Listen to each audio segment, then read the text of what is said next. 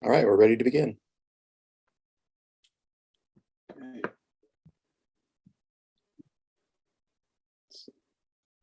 Wait until it's 6 o'clock here. There we go. It is 6 p.m. on this Thursday, October 13th, and I'm gonna call this Lacey City Council work session to order. We have an agenda in front of us, but I'm gonna make one slight amendment to the agenda. After the development update, I'm gonna add the Lacey City Manager recruiting process to the agenda, just a quick discussion of that process. With that, can I get a motion to approve the amended agenda? Move to approve the amended agenda. Second. It's been moved and seconded. Is there any discussion? Seeing none, all in favor of that motion signify by saying aye. Aye. Is anyone opposed? Then that motion unanimously carries. We have adopted our amended agenda. First up on our amended agenda is the expansion of the Thurston County Board of County Commissioners. Is Carolina there and Romero? Yep. Yes. Yeah. Please. I will please come on up and I'll turn it over to you. Is it queued up, Shanna?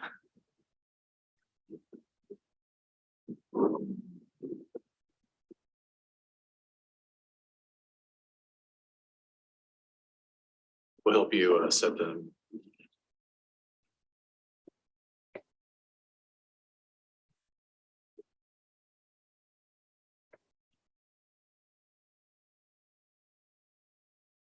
All right.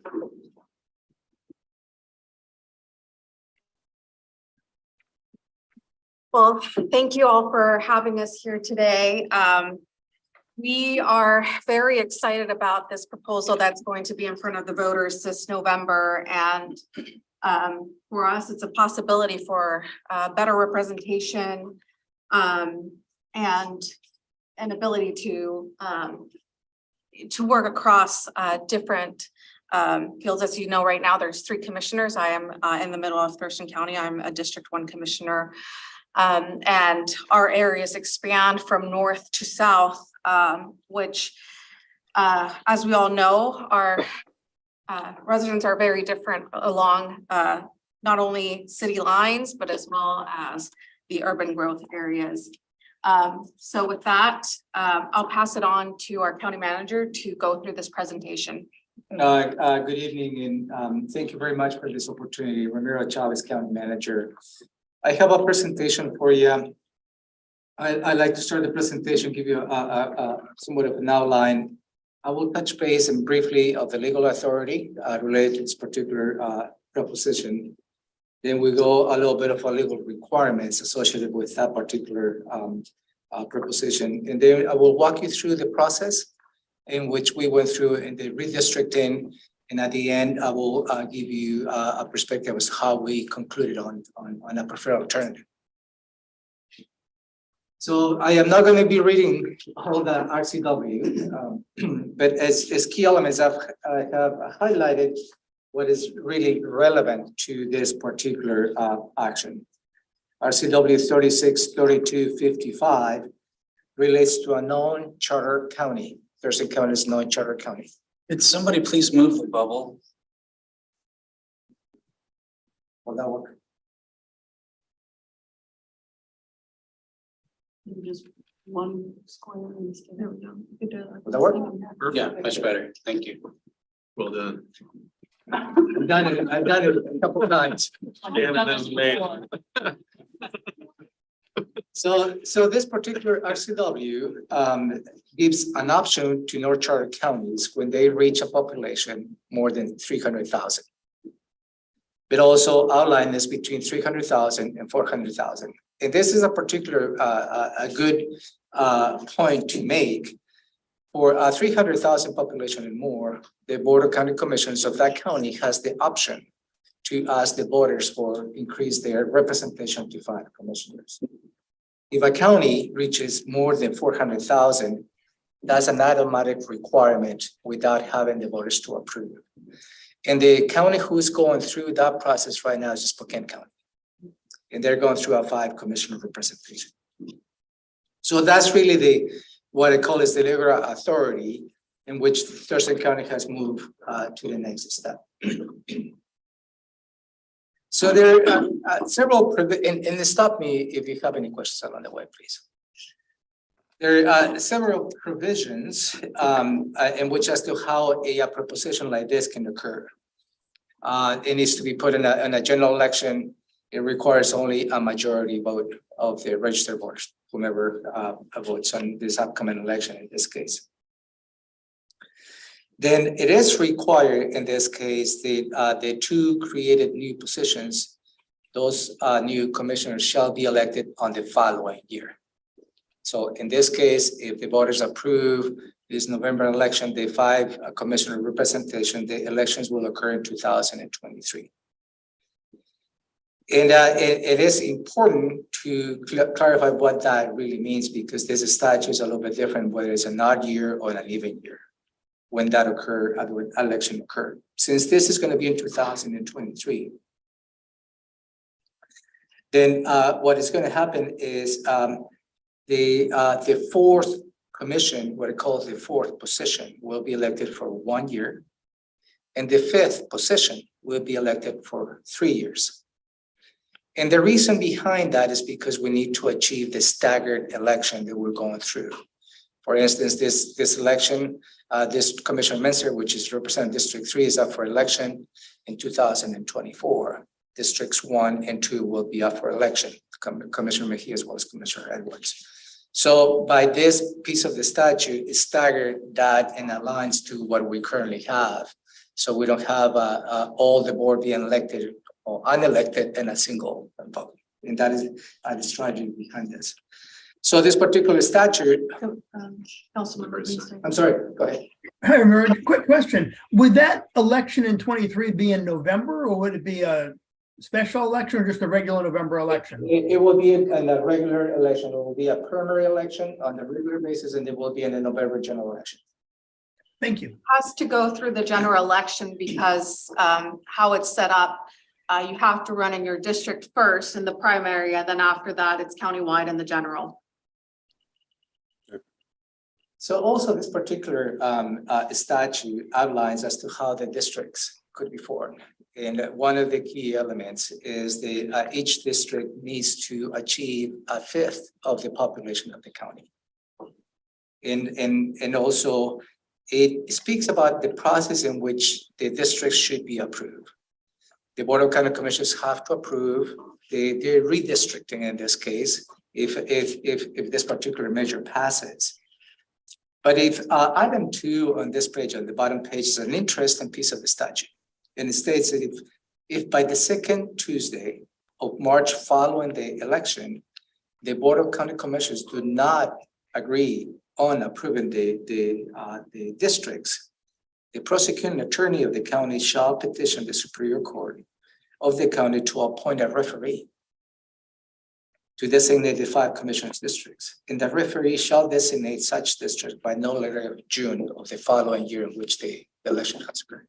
So does that mean it's possible that we take the vote to create the 2 additional districts, but we don't have the borders of the districts for which people are ostensibly running campaigns to be elected into until the middle of the summer, June, before an August primary? Well, I will walk you through here in a minute as to, this is the statute, and I will walk you through the process. And I think at that point, I may answer your question. It's like 2 weeks before filing week. Right, so this particular piece of the legislation is cumbersome.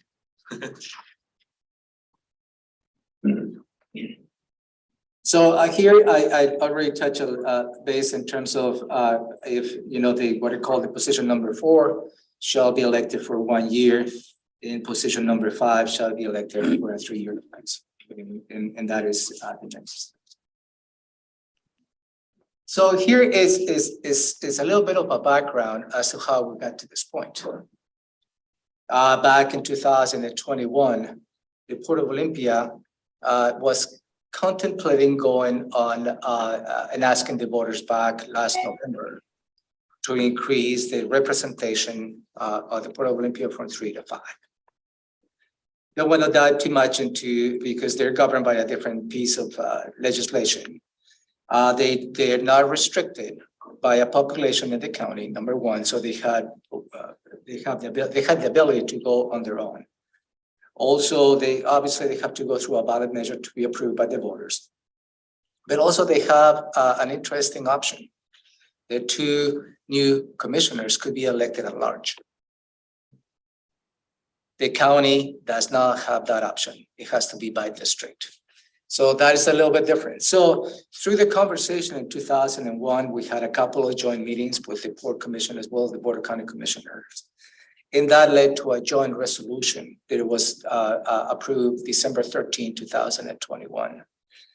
This joint resolution had a couple of key elements, had a contingency that if the county, because at that time we were about 294,000. So if the county doesn't achieve the 300,000 population, then the Port of Olympia can go on their own with their restricted, asking the voters. But also what it did is start outlining how a joint effort will be to develop the new districts if the voters approve. But also they have the City of Olympia is very restricted. I mean, the Port of Olympia statute requires them to agree on the districts by the end of this year in order for them to hold the elections the following year. Because if they were to take the approved similar to the timeline of the county in March of the following year, they would have to wait almost 2 years to go through the election for the 2 additional commissioners. So that put in perspective as to, since this is a joint resolution, as to how we can jointly work on a redistricting that meet their timelines. And I'm going to walk you through what those timelines are here. Also in this joint resolution, it speaks about a redistricting committee. In the redistricting committee, in that resolution, talks about the chair of the Board of County Commissioners, in this case, Commissioner Mejia, and the chair of the Port Commissioner, Commissioner Ayala in this case. And those are the 2 voting members, as stated in this joint resolution. And the county auditor is part of the redistricting committee, but as a non-voting member. And those are the 3 district committee that was outlined in that joint resolution.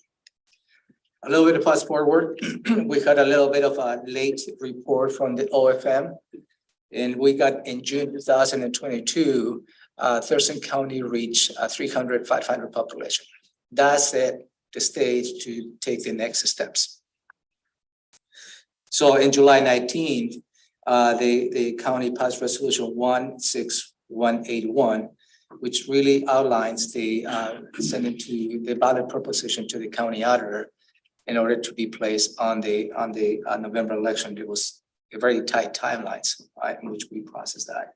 And also the Port Commission passed their own resolution 2022-07 on July 25th, also sending that the proposition to the auditor to put in the November election. I'm going to pass it here because at some point we explored the idea to have a single proposition that the voters will vote entirely on that. Unfortunately, the lawyers stated that is not possible. So at least we tried, because the voters will be exposed this November with 2 proposition number 1s. So, and that is going to be an interesting process how they dilute that information. But the voters pamphlet, if you haven't read it, outlines really what the intent of this proposition number 1s are. So moving on into the redistricting committee. So as I stated, is the Board of County Commissioners the chair, the Port Commission chair, the county auditor is a non-voting member, and we as a staff, we're support staff. The executive director from the Port, lawyers from both sides, myself, and geodata team is the GIS team, and the county can help us navigate through this process. One of the first things the redistricting committee is agree on a series of objectives that we needed to achieve. While we were developing strategies and options on the 5 commissioner districts. The first one obviously is achieve equal population by number of districts, in this case, 300,000, 60,000 population as a target. We knew that we will never be able to achieve the 60,000 exactly. So we talk about what will be the rational deviations that we could accept, and we achieved that as well. Also, one of the requirements, we need to make sure that we maintain the current commissioners on their districts, both commissions, the county commissioners as well as the port commission, they have to remain in the districts in which they were elected. And I will walk you through that, created a little bit of an interesting process to how we went through to maintain that objective. What is the deviation? I think we discussed the deviation about between 300, 400, either way. And you will see the numbers, and I think we achieved that to a great extent. The third objective was to make sure that we follow precinct lines, avoiding splitting the precincts. And that was, I think is very important, because when we start splitting the precincts, then we start getting into the congressional districts moving. So it was very key to make sure that we balance the population without having to split the precincts. Another piece of another objective was to make sure that we have a compact and contiguous boundaries as possible on the 5 districts. We key on trying to maintain communities of mutual interest, and you will see what that means here on the examples. And lastly, but most importantly, no gerrymandering. We never, the redistricting committee never got to the point as to what precinct voted for whom and how they voted. That was never part of discussion, but it was important to have that as an objective. So also the redistricting committee agree on the timelines, and goes back to the timelines in which we needed to align to the requirements of the Port of Olympia had. So we outlined that between August 12 and through September 29 will be a series of meetings of the redistricting committees as to how they look at the many different alternatives, leading to September 30th for the redistricting committee to forward recommendations to both commissions. And also within further recommendations to both commissions, each commission will select on a preferred alternative. And also we build into this schedule that in the event the Board of County Commissioners and the Port Commission choose a different alternative, then we build on the schedule joint meetings to go through and vet that, because it was important since we going through a joint effort for those commissions to agree on a preferred alternative. We didn't have to utilize this because we achieved that and we were ahead of schedule, and I'll walk you through that. At that point, we wait until the November election results. And then if it passes, then we move into the November 15th, that's where we're going to be setting public hearing, and the preferred alternative will be up for public review, discussion, and public hearings. And we have outlined as to when the Port Commission will take a final approval will be December 12th. And December 13th, the Board of County Commissioners will consider final approval, approving the districts. And by December 20th, we declare Merry Christmas, and we'll send those districts to the county auditor. So that although the county has flexibility, as I explained to you, until March of next year, but there was a joint effort to make sure that we meet the schedule of the Port Commission, because this joint effort was important. Yeah. Is the public hearing process where people in particular communities would raise issues if they felt as if a community of interest had been split up by the maps? It could be, but I'm going to walk you through because who was involved on those meetings when the redistricting was not. And we heard while going through this redistricting committee, we did hear a lot of communities already start to be involved in the process. So we heard a lot of public comment, and you'll see a little bit of how the maps were shaped, receiving with that public comment, yeah. So we get a shot. And this is the first version that the redistricting committee looked. If you see the population is getting up to 59,000, and the reason to get it to 59,000 is because we don't have the latest population count. So the only one that we can go by the 294,700. So it's just about 59,000. So don't take that we didn't achieve the 60,000 because we're still waiting for the data as to where the additional 60,000 population has grown. But conceptually, the adjustments will be fairly simple when that time comes. So what you have here is in somewhat of red is Commissioner Mejia's district, District 1. There's somewhat of an orange to the right is Commissioner was District number 2. And to the left, a little bit of the light yellow is District number 1, Commissioner Minson. Also, what you see on those districts is a little bit of a purple and green. The purple outlines the precinct in which those sitting commissioners are currently living, county commissioners. And the green is the precinct in which the current port commissioners are living. So we make sure that we don't outsit any sitting commissioner, and that was one of the main objectives of this map. Then we move into the South County, and for talking purposes, we outline the dark blue to be District 4, and the light blue to be District 5, and that was the purpose of the conversation. The definition as to how the numbering will be. There's a lot of nuances in here that I can probably highlight, but it's just for talking purposes. 4 and 5 are the dark blue and light blue respectively. So that evolved into something. We provide another option as to how this, can work. And as you can see between the two versions, this seems to be a little bit odd because we need to grab a lot of population in South County. And no matter what we did on South County, because there is a lot of feedback in terms of keeping it rural, we needed to dive or dip into the urban areas to achieve the population balance. Because South County as a whole, even on areas large, but the population is not there to help us navigate through that. So there's another version that we discuss.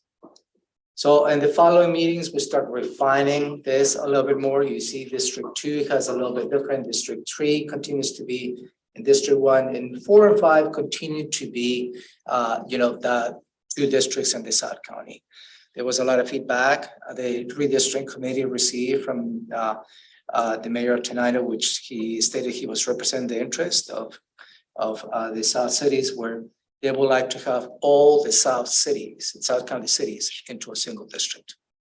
And that was very, so we put it to work, and then we began to start saying, okay, now that achieves that comment, where you see all the South County cities are within a single district. And now we move the dark blue, which is a large area, closer to the urban area to achieve the population. Then we start seeing in the discussion that perhaps District 4, in this case, the dark blue, became a heavily urbanized district. And that it was supposed to be now parity in terms of the representation, if I may. So that evolved into this option, which we call district option C. In which, it's still the same, but what it did is the District 5 dips into the north area, into the rural area of the county, Cooper Point, to grab some of the unincorporators of the county. And I think this balances a little bit better. So the result of this process, and on September 9, 2022, the redistricting committee voted to move forward options B and option C. As I expressed it. The Board of County Commissioners had a meeting, September 28th, and it was a unanimous decision to, conclude the alternative C, option C was the preferred alternative. The Board Commission agreed on alternative C also as the preferred alternative on October 3rd, 2022. So Yeah, so this is all writing on the public voting in Yeah, favor so, of absolutely. doing this. So reading the alternative or the rebuttal against this idea of having more commissioners, they talked about charters for the districts. Is the county prepared to handle that issue if the voters don't approve of this? well, Can I answer this? So we discussed as commissioners the option of a charter, and the reason we didn't decide to go that route was because it's failed multiple times in Thurston County as it's been tried to pass. And this seemed like a good middle of the way road. It's expanding to 5 commissioners and expanding the representation, but maybe it's not going the full way of a charter that maybe some folks were not comfortable with when it got passed. So that's why we decided to go the route of just the 5 commissioners. In terms of a charter, and if those are to be the next steps, it's not a discussion we've had as a board yet. Elections are very costly, so this is not something that we want to be putting on a ballot, every year or so. Right. It's something that, if it does not pass, we will have to reassess as a board what way we proceed, if any. yeah, if it might complement what Commissioner Mejia stated, the charter option, although it provides the election of any council member in that case, by that district. That's the fundamental difference. Here in this option, the commissioners in the primary election is done at the district level, but the overall election of a commissioner is done at the countywide level. It's fundamentally different on a charter option. On the charter option is you have to reside in that district and you're elected by the district, period. But also the fundamental difference on the charter, in this case, is just the representation by the legislative authority, the county commissioners. In a charter county, what you ask the voters is how county government should be put in place, which speaks about the auditor, the sheriff, everybody else needs to be looked at as to how that could be. I can probably reflect that in Pierce County. For instance, the assessor and treasurer is a single elected official. Financial services currently on the non-charter county here in Thurston County is part of the others. In Pierce County is a department. So there's fundamental difference, and I think that is probably the heavier left of going to a charter county. And here I believe the Board of County Commissioners wanted to key on a better representation of the legislative authority of the county, which is the Board of County Commissioners. Did I answer? Yeah, that's great. So going back to this, now both commissions agree on the preferred alternative. That's option C. And I don't know if I can go back. Is this one. And this is what both commissions have agreed. So as you may recall, I highlighted on the schedule that we built a little bit of time in case those 2 commissions will not agree, that we don't need that. And in fact, right now, both the county and the Port of Olympia will have to wait until the results of the November election. And then we begin the public process if that is approved. Again, here to the November election. It's a good exercise. If approved by the voters, when we've got a public process, if rejected, that was a great exercise to go through this. But at least you have some degree of a roadmap. If this fails, maybe revisited, and at least we have some kind of foundation to draw from. Right. So the last point that is not included in this PowerPoint, I just want to make sure that some of the comments that we have received is about the cost. And there was an article in the Olympian maybe a couple of weeks ago related to the cost. I believe, or we believe, that article was misleading to a great extent because the headlines was stated this will cost $2.2 million. So, and again, a little bit disheartening how that article came. But the actual cost, at least from the county's perspective, is $754,000. And that includes the salary of a full-time commissioner, the salary for full-time assistants too, so there will be 4. And then all the ancillary costs, 30% of indirect and web paper, that's the loaded cost is $754,000 a year. So if we could put a perspective as to what that is, the county in 2022, our budget is $475 million. In 2023 is $394 million. That is just about less than 0.5% impact on the budget.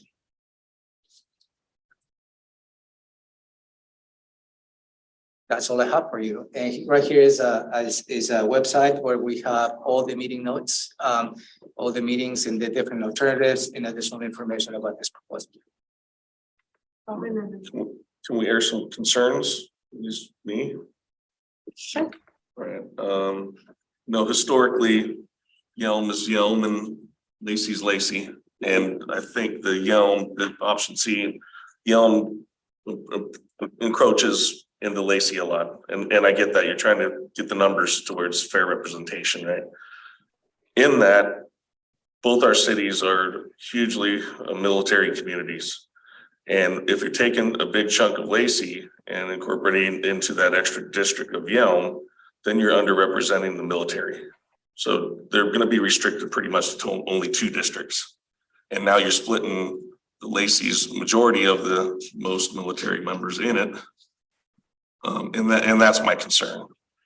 So with that district specifically, I can tell you exactly. Yeah. As you see, the green line is where Port Commissioner Bob Ayau lives, Where to the north. right up Yeah, to yeah. the north in the corner. Squally, yeah. And then right down by where the lake is where Commissioner Edwards lives. So we could not create islands. Yeah. 2 commissioners had to be in the same district. And that's per RCW. And so And I know you guys are trying to get the 3 South County cities represented well too, but I mean, you got to remember the most populated districts too, the Tumwater, Olympia and Lacey.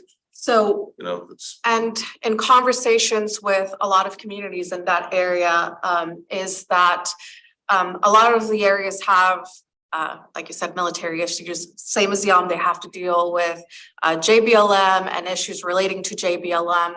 So in our definition, that whole area, orange area, is a community of mutual interest because they are dealing with the same kind of issues that maybe the area in the blue is not dealing with, or in the dark blue. And so that's why that whole area, we decided, not only because of where the 2 commissioners live, but it's also an area of a community of mutual interest. Are we gonna get a copy of this? There's a PowerPoint. I don't know if you can have that little- And that's also posted on the county website. And then, Robin, you had a question? Yeah, I know that the process to develop fairly similarly populated districts was already harrowingly complicated, but was there any sort of projections looked at for future population growth? I don't recall how often we update the lines, but there's some area, like some of these districts are likely to expand in population significantly in the next 10 years and others won't because they don't have a lot of additional buildable land that's not already occupied.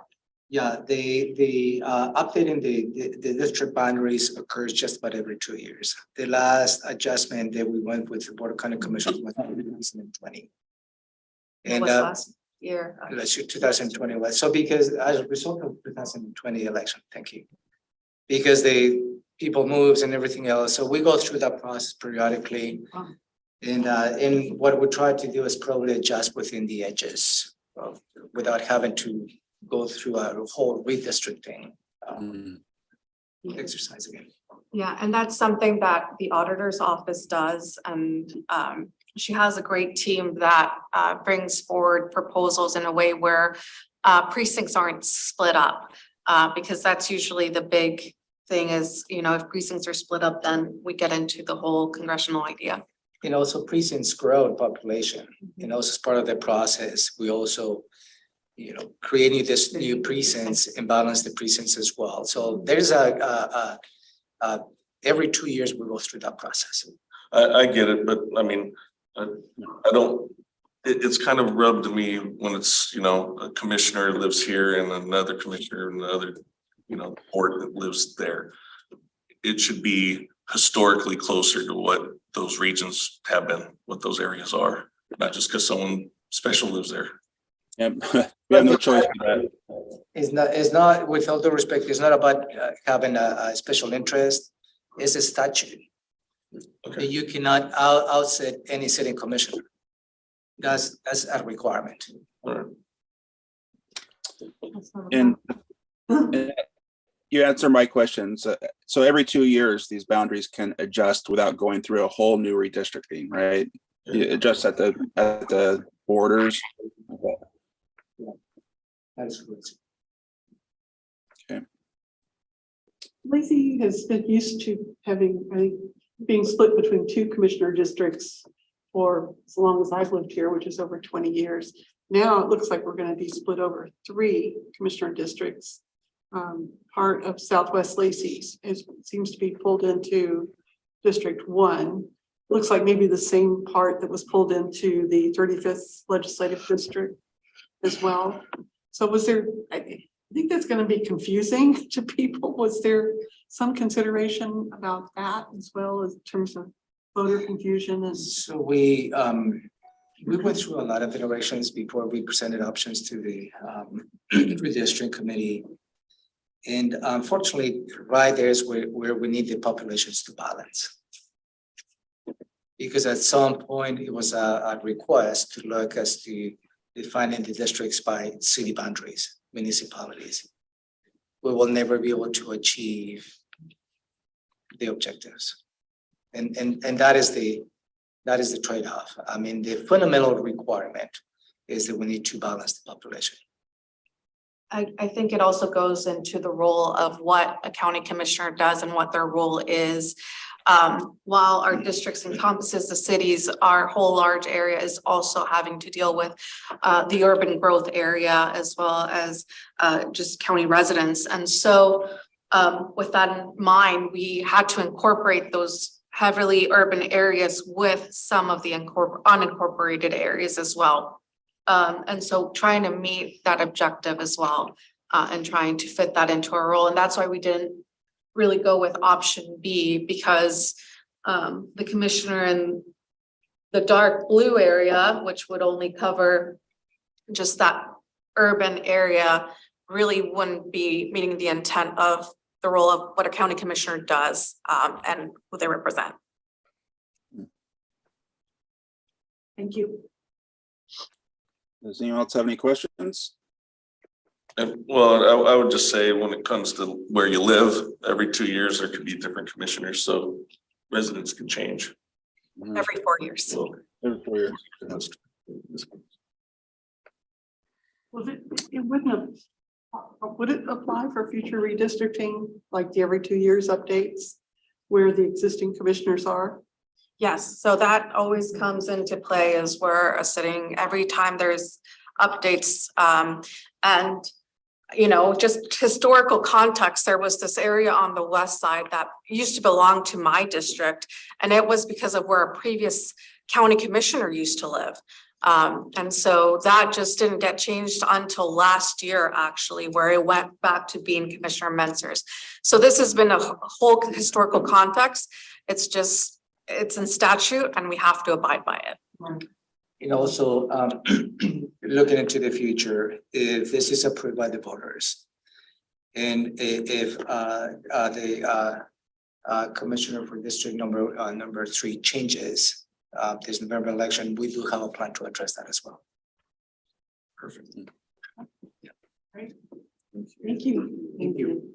I didn't mean to seem so critical. It's all good. No, Please come to the public hearings for, once if it passes, we do look forward to the comments that we get. Thank you. Okay, thank you, appreciate it.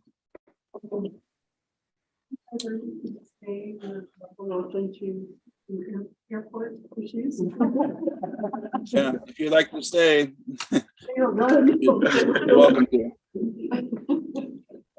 So next up on our agenda is the Commercial Aviation Coordinating Commission update for the airport selection process. This is obviously something that we're all been inundated with recently, so I'm glad.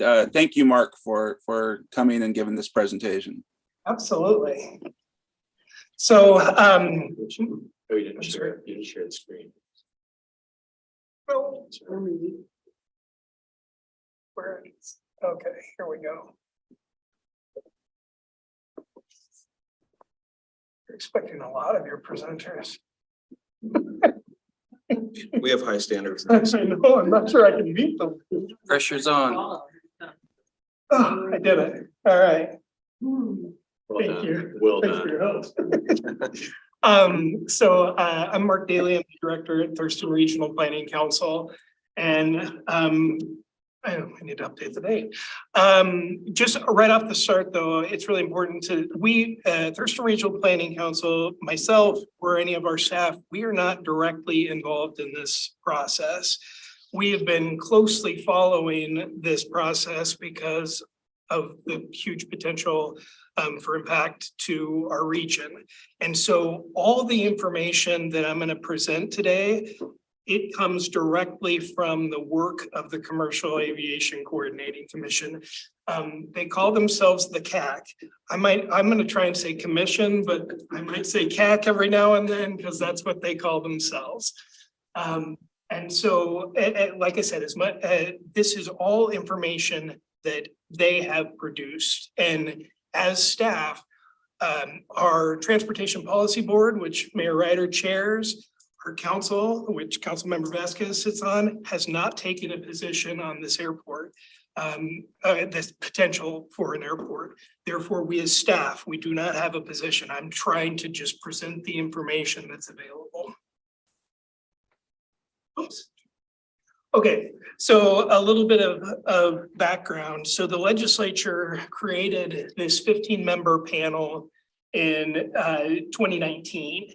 And they tasked this panel with coming up with a single location for a new aviation facility by their original date was the end of this year, but it got pushed now to June 15th of 2023.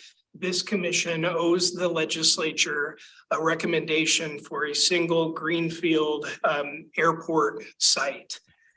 And so the reason that this group was convened is there have been a number of projections about our demand in our state, and especially in Western Washington, for commercial passenger service and for freight service. And the estimate, they use a few different metrics, but the one that has been most recently cited is that they are projecting that by 2050, we will have an unmet need of 27 million annual passengers, MAPS.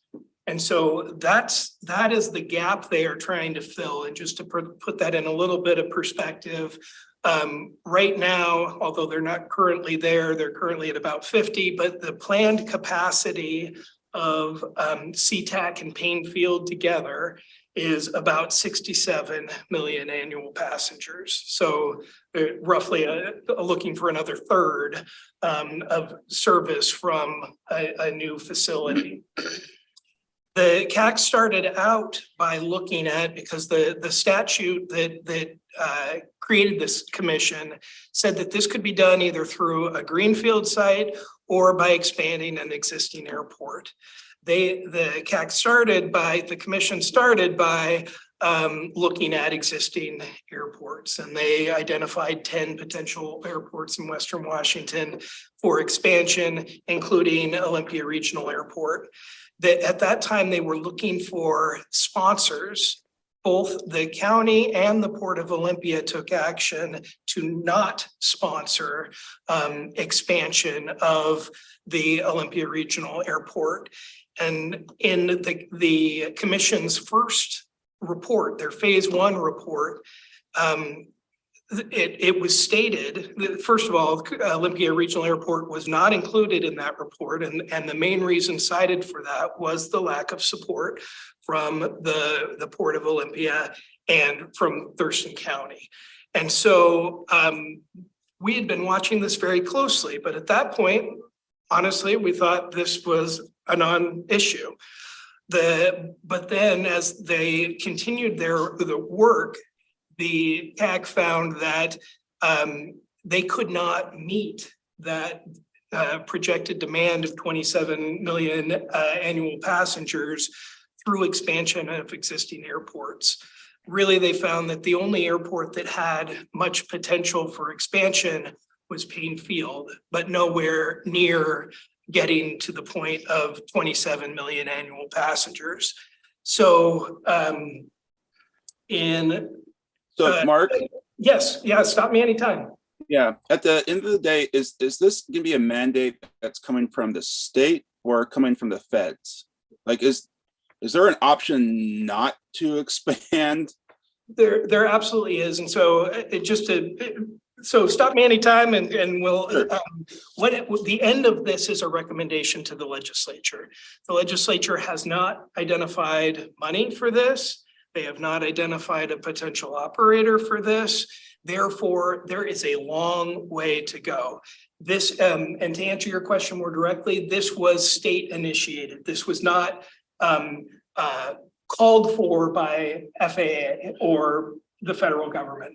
FAA is going to be supporting some of the work to look at these options, but this is, the state asked for this work.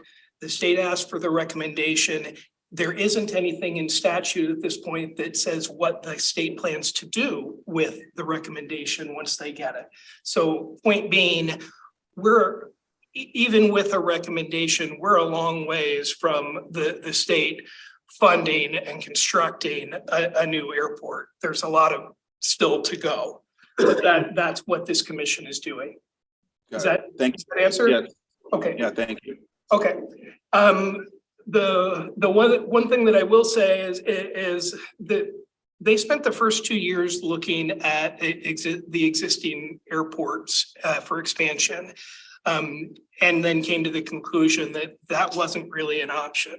The unfortunate part about that is that now when 2021, very late 2021, when they asked then the staff that is supporting the commission to look at greenfield sites, they have a pretty compressed time frame to identify and narrow that down to a single site. And so it wasn't until August of 2022 that this report, this screening process methodology and results report came out. There were, to my knowledge, there was not discussion with the communities where those sites were located. This was 10 sites in Western Washington that this report identified, including 2 in the Thurston region. Mark, you keep saying greenfield. I'm so sorry. I thank you. I'm sorry. It's the term they use. Really, they mean there's no airport there now. It's just wrong. It's just they'd be building an airport out from scratch. Thank you for asking that. My apologies. And so then the selection criteria that this report talks about, and I do encourage people, it's only a 55-page report. It's worth taking a look at because that is what these decisions up to this point have been based on. The selection criteria in that were operational capability and capacity potential, ground access, developmental costs, environmental impacts, and market factors. And so by now, I'm sure everyone has seen this diagram, this figure. This is the figure from the report. This is the Thurston County Central site that I'll talk about its disposition in a second, but this is what we're really talking about from now on. A little bit south of Lacey, a little bit north of Rainier and Tenino. So the other thing, a part of this is what you can see, the place you can get the materials is all on the commission's website. And yet reading the materials does not give you the full picture. You really have to watch their meetings to get the full picture of what has occurred. And here's an example of this. In that report, you will see all of these criteria. And yet at their September 23rd meeting, the meeting where the 3 sites were put forward, 2 in Pierce County, 1 in Thurston County, to continue for evaluation, it was said that in making that first screening, the terrain impact, property acquisition, wetlands and floodplains, environmental justice, incompatible land uses, how much of the population would be served, and the remaining unaccommodated passenger demand. Those were the criteria that the chair, vice chair, and their planning team used to make the recommendation of the 3 sites to move forward. Mark. Yep. Why wasn't Lewis County considering their proximity to I-5, how much open space they have? I mean, Great question. okay, did I lead you somewhere? No, you absolutely did. So in that report, these are the 10 sites that they looked at. And what you're seeing here is those are the criteria on the left.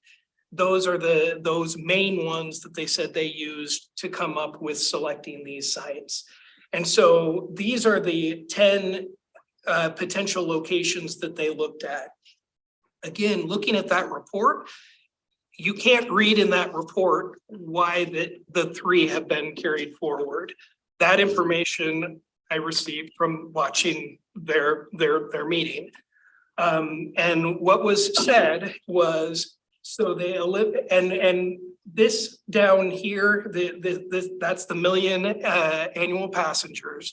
That was a key from their discussion. That was key to their choice. And so they did not carry either of the Skagit County sites forward because they said they're just too far north. They're not close enough to the population center. Therefore, there's not enough of that demand met with 4.4 and 6.4. They said the same about Lewis County. It's just too far south, too far away from the population center, because what they used was roughly what is 100 miles from Seattle. The working assumption they used is that's kind of the hub of population and then working out. So 100-mile roughly radius from Seattle is what they were using. Lewis County's not 100 miles, is more than 100 miles? No, it is, but when you then draw that circle and you look at how many people would be served when in that area, you only come up with the 1.2 million annual passengers.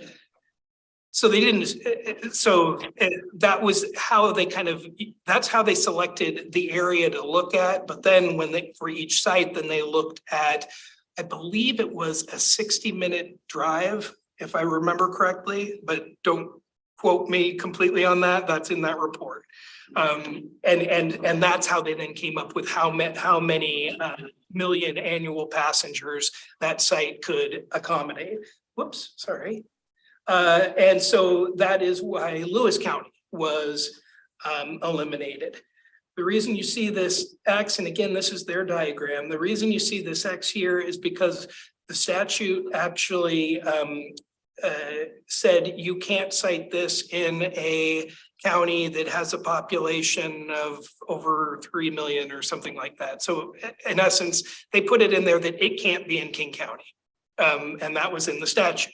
So I'm not entirely sure why they looked at a King County site, but they did, but then said, we can't consider that because the statute that created our commission said it can't be in King County. So then that left them with Snohomish County, these two Pierce County sites that roughly meet the need. Because even though the need is 27 million annual passengers, they said that they're looking for roughly 20 million annual passengers from the new airport. And so these were the only sites that met that criteria. They ruled out both of the Snohomish County sites because of their proximity to Payne Field. One of their recommendations is to expand service at Payne Field. And so the reasoning was, if we're already going to expand Payne Field, therefore there is commercial service in Snohomish County, why would we build another airport in Snohomish County? So both of those sites were eliminated. So then that left us with the Pierce County and the Thurston County sites. With their discussion around why the Thurston County Central site is being moved forward, largely was, they said in this 1992 report that looked, the flight plan that looked at also at commercial airports, there was a site in Thurston County that was evaluated near Black Lake. I probably should have taken the exact language because I don't mean this to sound flippant.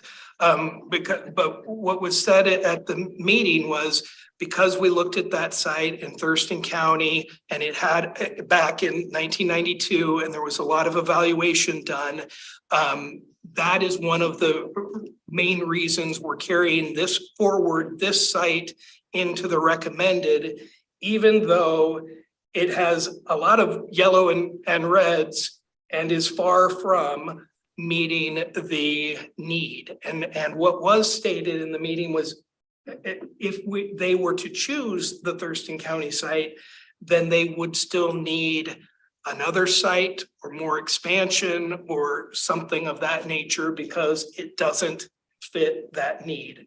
So I bring that up because I objectively am not clear on why that site is moving forward when it does not meet the need and their screening criteria has quite a few yellows and reds. And I'll also say, I can only say yellows and reds because the data that is behind this chart is not in the report and has not been made publicly available yet. You mind if we bring up Councilmember Greenstein and Mayor? I'm sorry, where did I put them? I think at their bottom. I think they're at the bottom. That's all right. We can chime in. Those Yeah, we're here, we're good. Yeah. So Mark, obviously when it got down to this, when we were selected as one of the final three, I brought up that circle and I was trying to think, why in the world would anything go in that circle? And then, but according to the map I pulled up, the zoning map I pulled up, a big majority of what's in that circle is property that Joint Base Lewis McChord currently has, which means they wouldn't have to buy any property. The federal government already owns it. But looking at this map, it shows property acquisition as a yellow. You think that would be green if that's what they're thinking. So do you have any insight on would they be using that JBLM? I have no insight on that. All I can say is during their discussion, the ownership by JBLM was not brought up. So I have not heard that. But you're right, that a good portion of that 6 mile radius circle is Joint Base Lewis McChord owned. That's probably why it was designated. That's the only thing I can think of, because why else would you put it out there? Because, and it's enough property to handle the 3,100 acres on its own without having to buy anyone's property at all. Oh, and the mayor just brought up something I should have said earlier. So what are they trying to cite? And actually that'll bring me to the next slide. This is the actual recommendation. And again, this is their slide. This is the recommendation that was put forward to the commission on September 23rd that they unanimously approved. And so what it is that they'll be looking for from this greenfield site is a 3,100 acres for a 2-runway airport facility. It was noted in the meeting that 3,100 acres is quite a bit more than what SeaTac currently has for 3 runways. That was explained at, that with current standards, SeaTac would be much larger if it were built today. And so 3,100 acres under the current standards by FAA and such, that's what would be required for a 2-runway air facility. Yes. Can you explain a little bit about the final bullet point? I will. Of the future, I'm curious. Yeah, I will. So here's the recommendation, therefore, what they have now directed the staff that are supporting this effort to continue to develop between now and when they owe the legislature their recommendation, June 15th, 2023.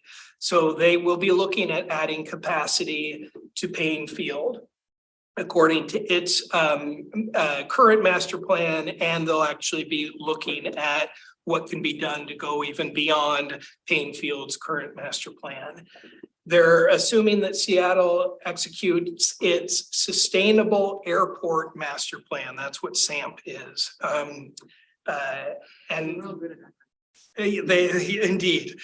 And that they'll assist other airports that are interested in expanding or starting regional commercial service. And again, then there's that recommendation about a greenfield site with a 2-runway configuration.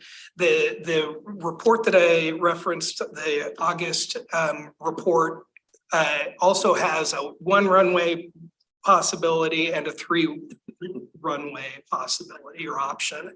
They had recommended and they approved looking at the 2-runway option.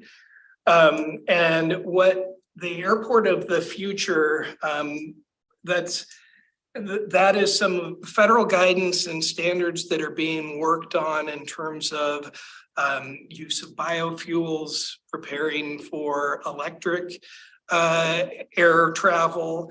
And so there's a lot of discussion among the commission that people shouldn't be thinking about this in terms of we're going to build a new SeaTac, that this will not be building a new SeaTac. This will be building an airport of the future. So I still think there's a lot to be defined about what that really means. So this is what was recommended, unanimously approved. Now the next steps that they have tasked their support staff with, and so this is October 15th. Obviously, we're not there yet, but luckily, or they've already put their October 15th. The commission owes the legislature an update on October 15th. They've already posted that update. And so that's where I now know that the new airport, they're looking at accommodating 20 million air passengers. And they've directed staff to start working with FAA on a potential flight path for the 3 sites that are moving forward, that they're going to look at the air cargo capacity based on those sites, look at the environmental impacts of the 3 sites, transportation access, other infrastructure, and they're coming up with kind of a rough estimate of costs. They said that those costs will also roughly include the costs of building more transportation infrastructure and the other sorts of public needs that will be there if an airport was sited. So this is work that's going to be going on now, between now and when that recommendation is due. They left. I was gonna say, Ramiro, do you want to talk about what the county's doing? But the county has on a couple occasions already expressed concern on this. And we do know that the county intends to express their opposition again in a letter to legislators and the commission. And the other thing I wanted to make sure is during the meeting, it was said that the commission had already been reaching out to regional transportation planners on the impacts of citing this. And so I contacted the chair and vice chair asking for some more details on that, because we do a lot of transportation planning.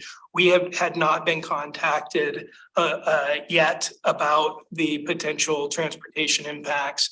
And so I have asked that as this moves forward and they are doing the analysis over the next several months, that it would be a good idea to include some planners from these communities, and they said they would be doing that.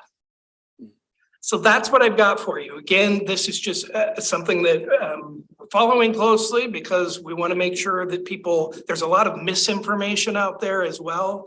I'm trying as objectively as I possibly can to just say, here's what they've said so far. Mark, when do we think we will find out what the actual location is going to be, if they're looking at the JBLM property or not? Because, I mean, I'm sure a lot of people are still going to be against this, even if they are taking the JBLM property.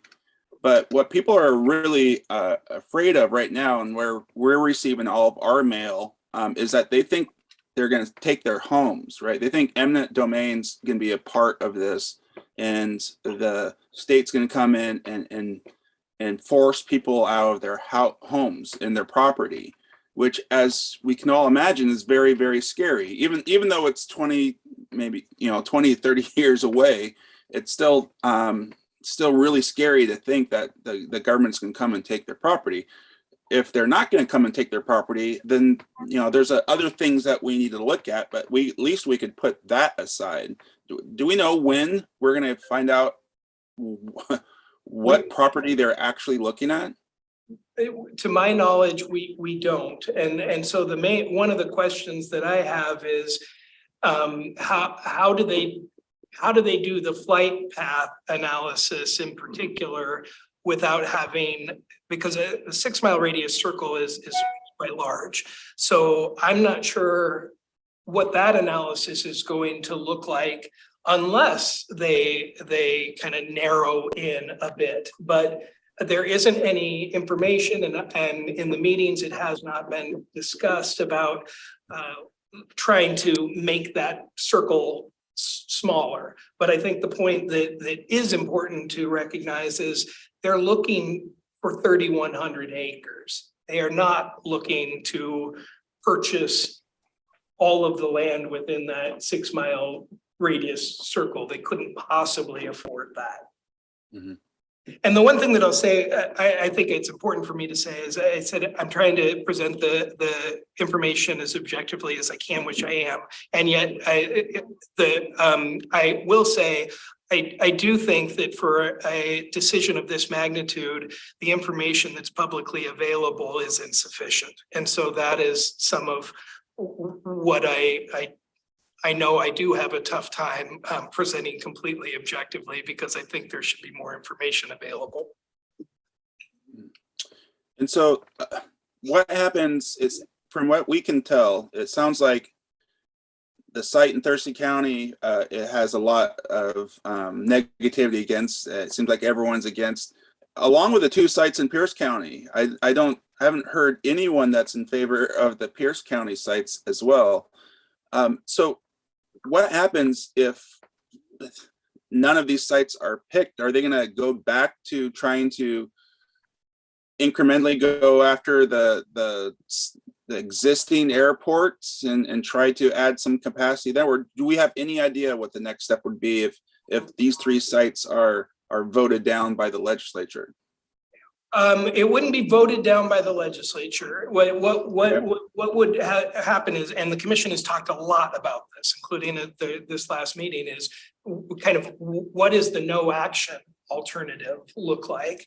And what the commission has stated is their job is to provide a site to the legislature, and they intend to do that.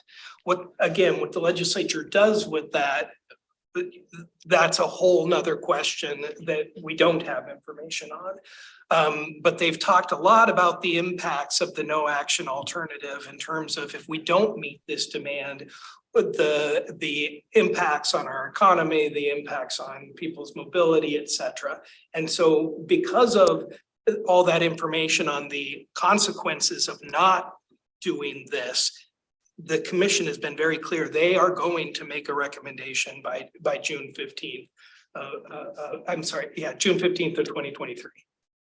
Okay, That's their intention. So Mark, you'd mentioned too, I think county is currently looking to send another letter to the legislature with maybe potential signatures from other cities or communities to say, you know, basically maybe not wanted essentially in Thurston County.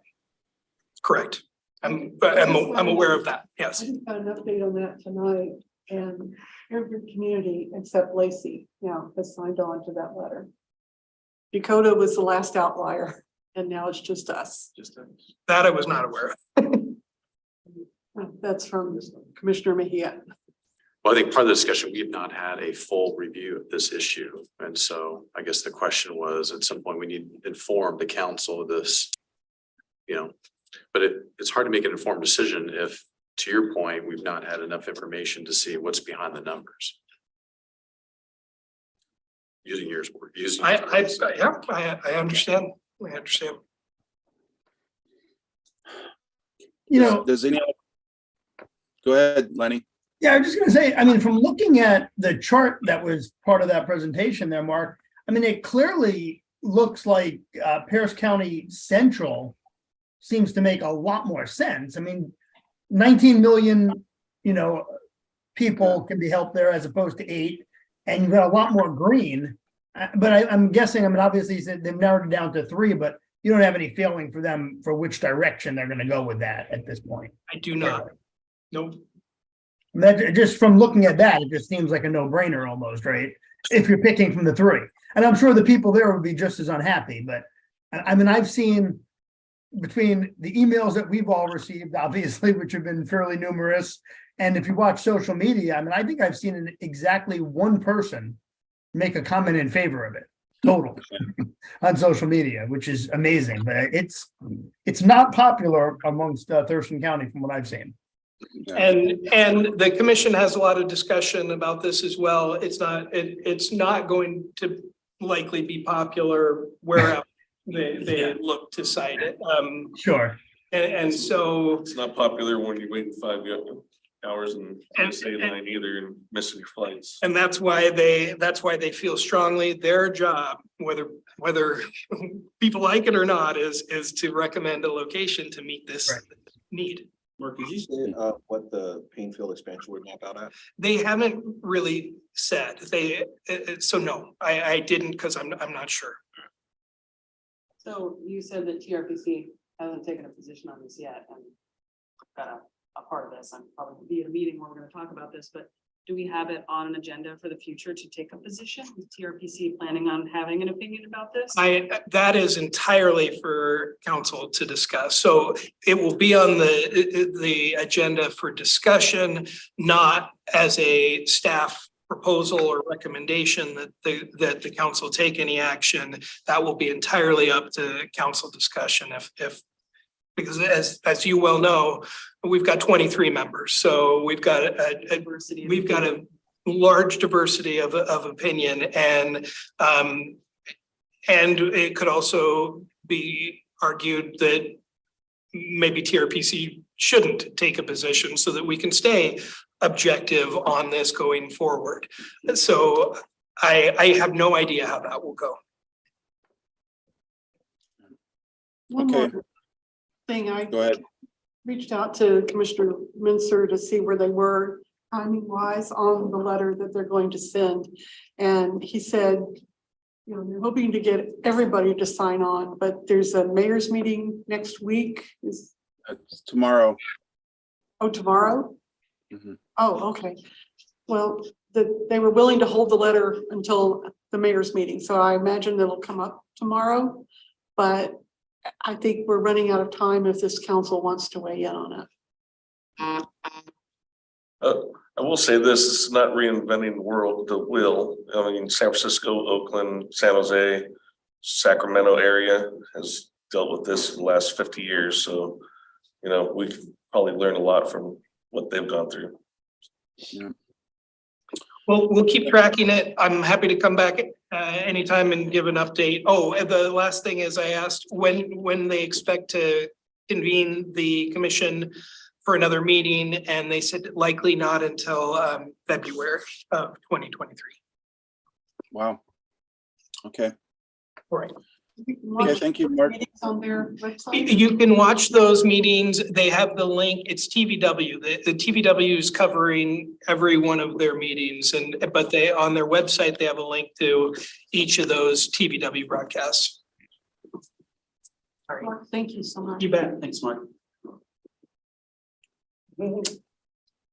So I guess that the next question that we have is, does this council want to take a position on the airport and forward something to the county commissioners? Or show Yes. hands or. Yes, Does that look like? Sounds like a yes. that is a yes from me. Okay. Then I will let the county know that we will sign on to that letter. So Mayor, do you want to have that letter I get looked at maybe at the next council meeting? This is under the mayor's agenda. That's I think I got the direction from this council on where we're at, and so I have no problem signing on to that letter based off the direction from this council. Okay. Next up on our agenda is the development update. Rick. Unshare the presentation. He's sharing the previous presentation. Oh, thank you, Reese. Well, good evening. We're here, I think last year was the first time we used this new format for providing a development update to the council. You know, pre-COVID, we always did the old joint council planning commission bus tour. We had to adjust, and we didn't have time to reschedule the actual physical bus tour for this year. Hopefully we'll be able to reinstitute that next year. And again, I think it's very worthwhile to go out and see the space in person.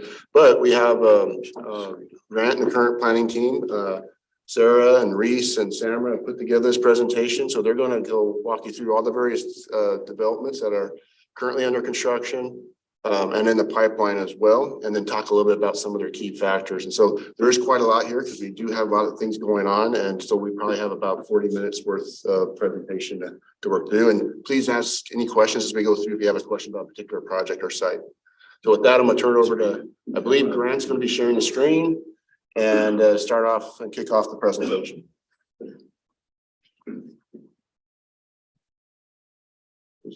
Grant coming in.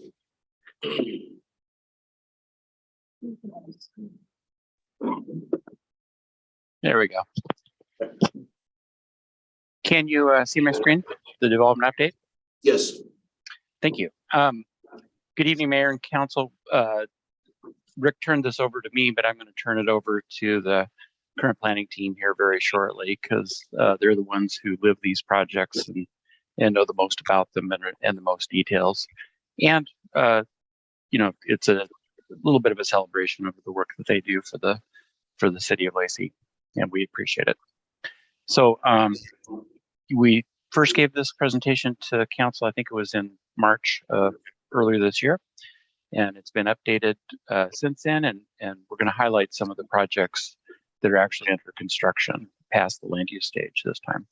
To set the stage though, and put things in context, this is the new housing starts of all varieties since 2015.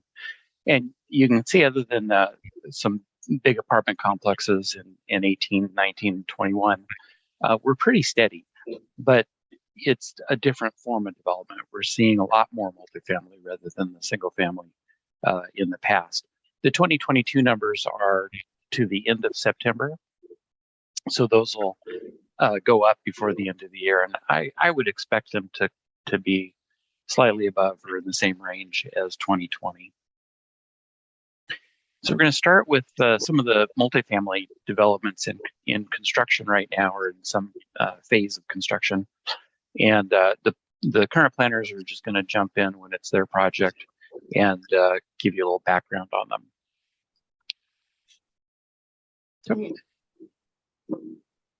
So this is my project. I'm, good evening, I'm Sarah Schelling, a senior planner with Community and Economic Development. So you've seen pictures of this project before. This is the Hub Apartments project, and it's located just down 6th Avenue here from Lacey City Hall. This is 151 units, mostly small studio type apartments with a few 1 and 2 bedrooms. This is in our Lacey Midtown and designed to the Woodland District form-based code. And it's the first apartment project that we've had in the Midtown District, or formerly Lacey Woodland District, since the 6th Avenue Place apartments just down the road for this were constructed back in 2008, I believe. This was a really important and exciting project for us, started to meet some of the goals of the Woodland District strategic plan with bringing some multifamily into the district and incorporating those urban design standards of the Lacey form-based code. 151 units, as I said, and then it's got some commercial space on the bottom floor for a potential tap room. This building is mostly complete with the exception of the tap room. And I think last I heard it was 30% leased in the space. It opened in August. You say mostly studio apartments? Mostly studio, small What studio. percentage? Oh, I'd say probably 70%. Wow. Studio apartments. It's designed, I think their goal was to attract students from St. Martin's University and SPSCC. Yeah, young professional students, and if you see those end cap rooms or windows, those are the 1 and 2 bedrooms, and the rooms in between those 2 end caps and the Y are the studio apartments. So they were looking at testing the market, looking at what they could fit in here, and kind of taking their experience from up north of some of what's been popular for various types of students, young professionals, and military. Do you know what the average square foot is per unit? Some of those studios are under 400 square feet. Wow. Yeah. 400, yep. Sarah, I'm asking for a friend. When is the tap room? Just me. I was thinking that too. I'm not the friend he's talking about. Did you set up a tour when it's ready? That'd be Yeah, well, the spring, they're having some ordering logistics challenges of getting the cooler in there and so they're trying to figure out some alternative ways to get them open, but they have a operator, they have it in place. It's just a matter of getting the final little bit of walk-in coolers. Did I miss you say how many units? 151. 151. And was this one of the buildings where we offered subsidies for if they? Multifamily tax exemption. Yes, thank you. I was going to say they are able to take advantage of the multifamily tax exemption require code allowance that allows 8-year exemption on the ad valorem property taxes for providing multifamily housing. So.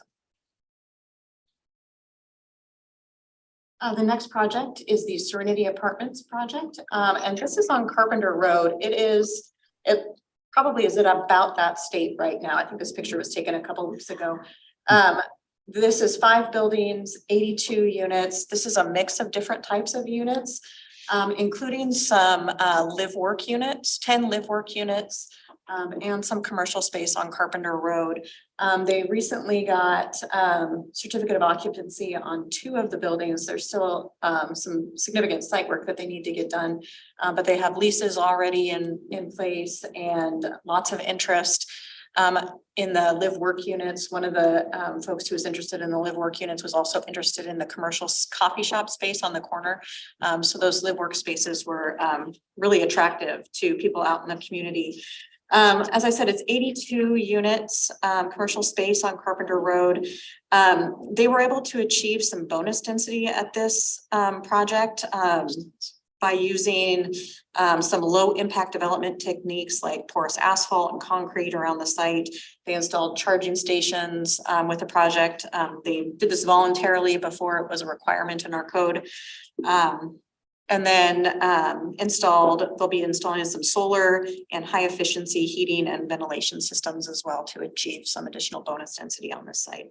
Can you just, what exactly is a live work unit? So typically it's like an office space on the ground floor and your studio apartment or your living space up above, so you can live where you work essentially. So you can have commercial space on the bottom. It's one unit, like an office on the ground floor and probably a bathroom, stairs, and your living space up above. Oh, are you familiar with any of the small companies or people that are interested in it? No, I'm not yet, not at this point. Interesting. We've had a lot of interest, and as Sarah mentioned, the person that's gonna be operating the coffee shop is excited because they would live right next and have that office space down below too. And then you also see not only businesses being there, but it also provides opportunity with people with remote work. They have a space that's not their living quarters, they can use as their office. This property owner, Jeff Powell, his group, is the developer of it, and they actually had the site immediately to the south of this rezoned recently to build some additional apartment units. And we haven't seen that project come in yet, but we anticipate that coming in here within the next few months. That's where they moved the house, right? It is. Mhm. Is this market rate? Yes. Yes. Yeah. All right. Good evening. I'm Samara Seymour. I'm a senior planner. This project we're looking at right now is the Madeira Apartments, formerly known as Nouvelle Apartments, formerly known as the Woodland Meadows. It has gone through many iterations. It's located along 15th Avenue Northeast, just before it goes around the curve and turns into Dram Street. The project was approved back in 2019, I believe, as a planned residential development or a PRD to allow the transfer of density around the site for a better design. The project actually has 3 different zoning designations, low density, moderate density, and high density, as it encompasses 3 different parcels. The project includes a 23-lot single-family subdivision in the western portion of the site, which is adjacent to the existing single-family homes over there on Century Court. It also has the multifamily component, which consists of approximately 350 units, 14 buildings, including a clubhouse. And although the project is a fairly standard garden-style apartment complex, it's the first project in Lacey to use the carriage house style unit, and carriage houses units are very small units, which are located actually above the garages. So it's, it'll be interesting to see as it develops how those units do. I suspect they'll do very well. The site also encompasses a number of sensitive areas. There's 2 wetlands on site, one much larger one that is adjacent to I-5 and feeds into Woodland Creek. And that's all that on that one. Could you talk a little bit more? You said carriage room or carriage house? They're called carriage houses. I don't know that think of it so much as a house. That's just what it's called, a carriage unit. And they're built above the garages, or a lot of times what you'll see in apartment complexes are those carports, open air, open wall, carports. Well, this project has a number of garages in addition to a few carports as well. And above those garage structures are actual living units. So they're much, much smaller. I think they range anywhere from Essentially a studio apartment above a garage. It's like an ADU. Okay. Yeah, like an ADU. Yep. Yeah, I think they max it out at 500 square feet. I think they go smaller than that. So they're very small. The 2-car garage. All right, and the Griffin Apartments. The Griffin Apartments are located up on 32nd Avenue Northeast, actually between 32nd Avenue Northeast and 31st, the newly constructed 31st Avenue Northeast, just off Marvin Road. This is another garden style apartment project consisting of 12 buildings and 183 units. This project was also approved under the PRD process, and this was to achieve just a very slight density bonus. It wasn't very much. The project in PRDs are required to develop with a little bit more open space, 30% as opposed to 20% than for our standard multifamily projects. So 30% open space. So they've got a few more active areas as well as some sizable low impact development stormwater features as well.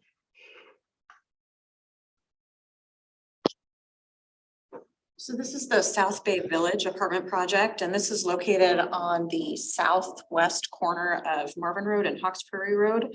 It's out, it's on a commercially or community commercial zoned parcel adjacent to the Riley May subdivision, and the ARCO is on the corner. This is 144 apartment units, again, garden style apartments. This is under construction, probably nearing completion for some of the buildings towards the first of this year. Again, this was the South Bay Village Community Commercial District. It originally, the site originally received site plan review approval probably back in 2010 for a very different looking project, which included a lot more commercial development. They came in, or the apartment developers came in, Aero Construction, I think is what they are called at this point, came in and requested a site plan amendment to build residential on the west portion of the site. So where that number 5 is, north to south is the apartment project. Up on the corner it's still a mixed use development with the ARCO. Immediately to the south of the ARCO is a new daycare center that just received its conditional use, or not conditional, its certificate of occupancy just this week. And then further south of that, on the last parcel of the development, there's a 2-building kind of a mixed use retail. What is that building. intersection again? Hawks Prairie and Marvin. And, Marvin. oh, okay, Yeah, okay. yeah. Right across from the Target Distribution Center. Yep. And so the commercial piece is in there. There's going to be a restaurant with a little drive-through, and then a small kind of strip commercial where I think they're looking at potentially a dentist or another restaurant in that area. And the Chury property, I guess, is what they're calling that piece. They're in for their design review and construction drawing approval as well. That'll be a nice little center, I think, especially for the daycare and the apartments, once that's fully developed. Church is right there. Yep. Forgot I muted myself, excuse me. So the wood brick townhomes are located along 37th Avenue Southeast, just adjacent to the Shelter Farm subdivision. Now this is a townhouse style development, meaning the units are consistent with architectural form normally associated with townhouses. However, unlike townhouses, these units are rentals and are considered multifamily units. There are 23 buildings that include 125 units, as well as a clubhouse and outdoor pool. And the project is just so close to being complete. And in fact, I anticipate the final certificate of occupancy being issued probably before the end of the year. So those are 3-story townhomes. What is the average square foot of those? You know, off the top of my head, I don't recall. I think they're all north of, maybe the smallest one might be under 2,000 square feet, but I think they're all north of 2,000 square feet. So they're good size. And my understanding is that they're not particularly cheap either. Those are the ones over by Camacho. Yeah. Yes, correct. Yes, Three yeah. beds, 3-bath townhomes, and the range of rent is from $2,600 to $3,200 a month. Yeah. One thing to note about this project is that it is, as I mentioned, adjacent to the Shelter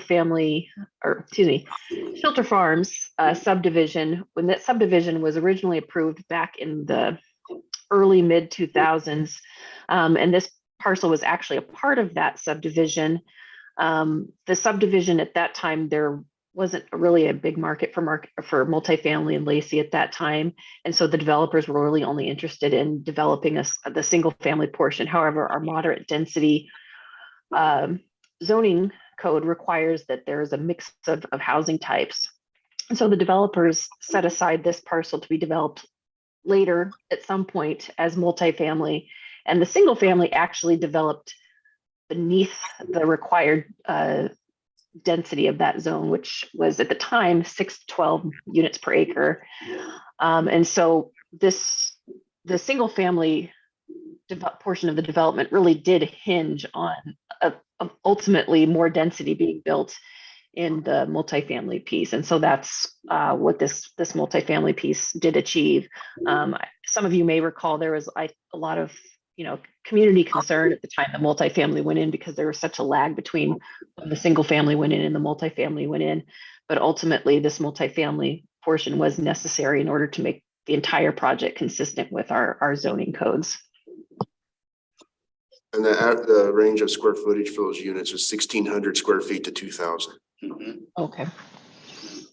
So for the last 3 years, the multifamily that we've seen come into this community, how many doors did we add to our city limits in multifamily? Doors? Yeah, how many units? I have to go back to the chart. It's because it's been coming on for quite some time. So over the last 5 years, it's probably in the range about 25 to 3,000 units for doors. And we have probably about another 1,500 currently in the pipeline.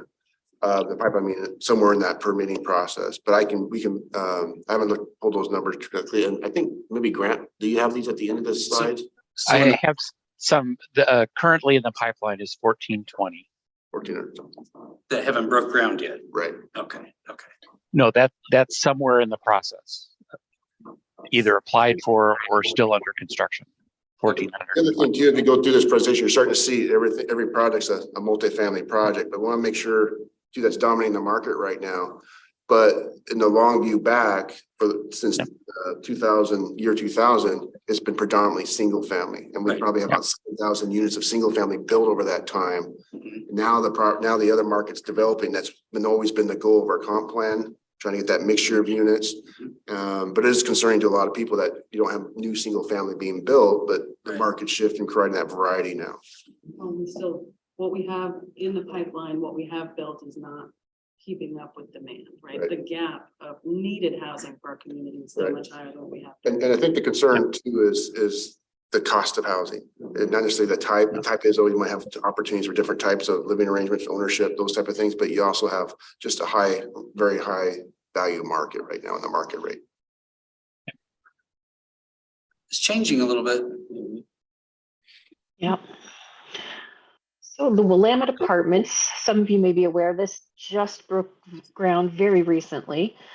This is also located up in the Meridian Campus Plan community at the northeast corner of Willamette Drive and 31st Avenue Northeast. For a very long time, the property was zoned community commercial. However, the site was rezoned a couple years ago from community commercial to high density residential and neighborhood commercial. So the majority of the site is that high density residential, and I believe that there's a little, I want to say 2 acre parcel or 2 acre portion of the entire parcel remaining right on the corner that has the neighborhood commercial designation. Again, this is another garden style apartment project consisting of 10 buildings with 216 units. I don't think we have the site plan on here, Grant, but if you were to look at the site plan, one thing that kind of jumped out at us is even though it's an apartment building, it's fairly low density for an apartment building. They certainly do meet the minimum density in the high density district. But looking at a site plan, you'll notice there's a lot of open areas. So that's something I guess the neighbors might be a little bit more appreciative of, but it is definitely a more low density apartment complex. It's got the highest numbers so far. So this is the Campus Springs Townhouse project, and It's not actually townhouses, and this is multifamily and it's gonna be condominiums, so it's for sale condominiums. Yes, and so it's 28 units and it is part of the Campus Springs development. And Campus Springs was a residential subdivision that came in 5 to 10 years ago. And part of the requirements of the zoning district at that time were that a certain portion of the parcel over 10 acres inside had to be set aside for multifamily.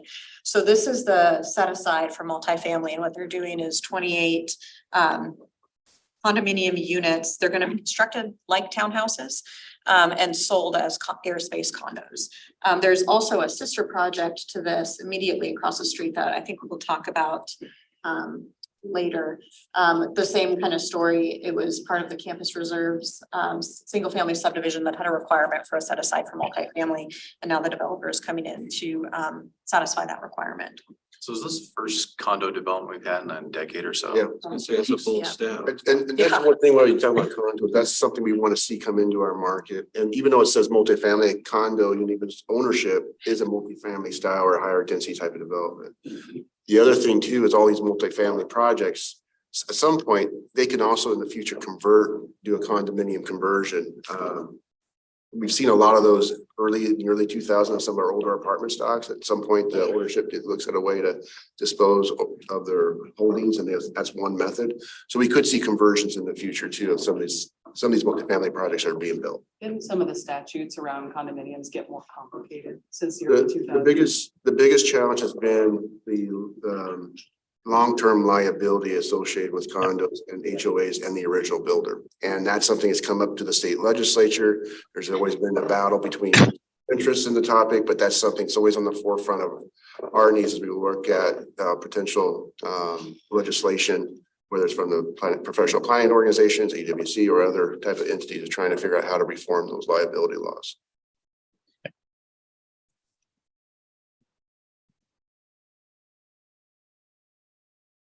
Now it looks like we're moving on to commercial and industrial projects that are under construction. So this project that you're looking at is the Tech Equipment project, and this is the northeast corner of Marvin Road and Willamette Drive. And Tech Equipment is a seller of and servicer of semi trucks. Sweet. So they purchased. Tech Equipment is out of Portland. And they purchased this 13-acre parcel. It's zoned Hawks Prairie Business District, which has some pretty restrictive requirements on how they develop, and some restrictive requirements particularly for like car dealership or truck dealerships. So we worked with them on citing this project. They're actually only using 5.8 acres of this 13-acre site for the Tech Equipment portion of the site. And that's going to be pushed back towards the light industrial commercial area to kind of be a buffer between the southern 6.7 acres of the site, which will be developed in more of a commercial retail type style, like you see across the street at Britton Plaza. But Tech Equipment is going to have their building kind of pushed off the street with a streetscape and a plaza and kind of a podium display area for the truck on the corner. And then some landscaping as well, so you don't have a heavy presence of semi trucks on the streetscape. But it will provide a nice kind of buffer between the commercial uses and as well as and the more light industrial uses to the north. And if I can just mention one more thing on Tech Equipment, this is a pretty big deal that we were able to work with them and get them cited here. They are the largest dealership on the West Coast of semi-tractor trucks or semi-trucks. And they deal the Volvo and Mack truck brands. They also, with their dealership, they also have repair and parts, and the parts is a significant portion of their business and activity on the site. So it is something that with their design style, as Sarah and the rest of the current plan team worked with design and that streetscape, it does provide, as she said, a nice transition from our Hawks Prairie Business District into our light industrial commercial. And I think it's going to be something that we turn out pretty nice for that streetscape. Next, we need to make room for Titus Will. Now we're getting to the next one, which is NC Machinery, which I think Sam will be talking about, but this is another nice addition to our industrial area. Yes. It is also, this NC Machinery is a sales, rental, and servicing of heavy equipment. And it's kind of a nice complementary use to what we have existing in our industrial area. It's about 39,000 square feet. There was a recent amendment to add a single fueling island for use of fleet vehicles. This is not a fueling station or a fueling island that will be used by the general public. It's just for the fleet vehicles on site and for equipment on site. And this is located on corner of Hogan Bay and 31st. They are a Caterpillar dealership, or that's their brand is Caterpillar, and their rentals and sales. And the next project is the landing at, I think it's called the landing at Pacific Station. So this is the corner of Pacific and Sleater Kinney. The old flower shop was there, first the bowling alley, the once bowling alley was there on that corner. This is a redevelopment project that has really transformed that corner. The 7-Eleven is open. There are 5 building pad sites. The 7-Eleven is open. The Chipotle is open. There's going to be, I believe, a Mod Pizza and a few other uses. I know it's a danger corner for me. I'm not exactly sure what all the users are going to be in the site, but this project is in the Woodland zoning district and had to meet the requirements of the Woodland form-based code. So higher building heights, 20-foot minimum building heights on that corner. They had to be built to the street with lots of glazing to give it kind of a much more pedestrian friendly environment. It really has changed that corner, and it's exciting that it's opening, and 7-Eleven is pretty cool inside. Or 7-Eleven. And just another plug for the form-based codes too, is as the council will remember when you adopted the form-based codes, there are 3 basic districts in there. There's the Woodland Square area, which you saw the 6th Avenue apartments that Sarah highlighted at the very beginning, but that's design style and relationship. Here you have the Pacific Corridor, which is more, codes are based on what the built environment currently there is, but creating that better street presence. And then the third, which is the large master plan areas where the Fred Meyer complex, Lacey Marketplace, and the South Sound Mall area as well. So this is a nice contrast, but within those form-based codes, the flexibility that they provide for good design and streetscapes. Far cry from the bowling alley. It is.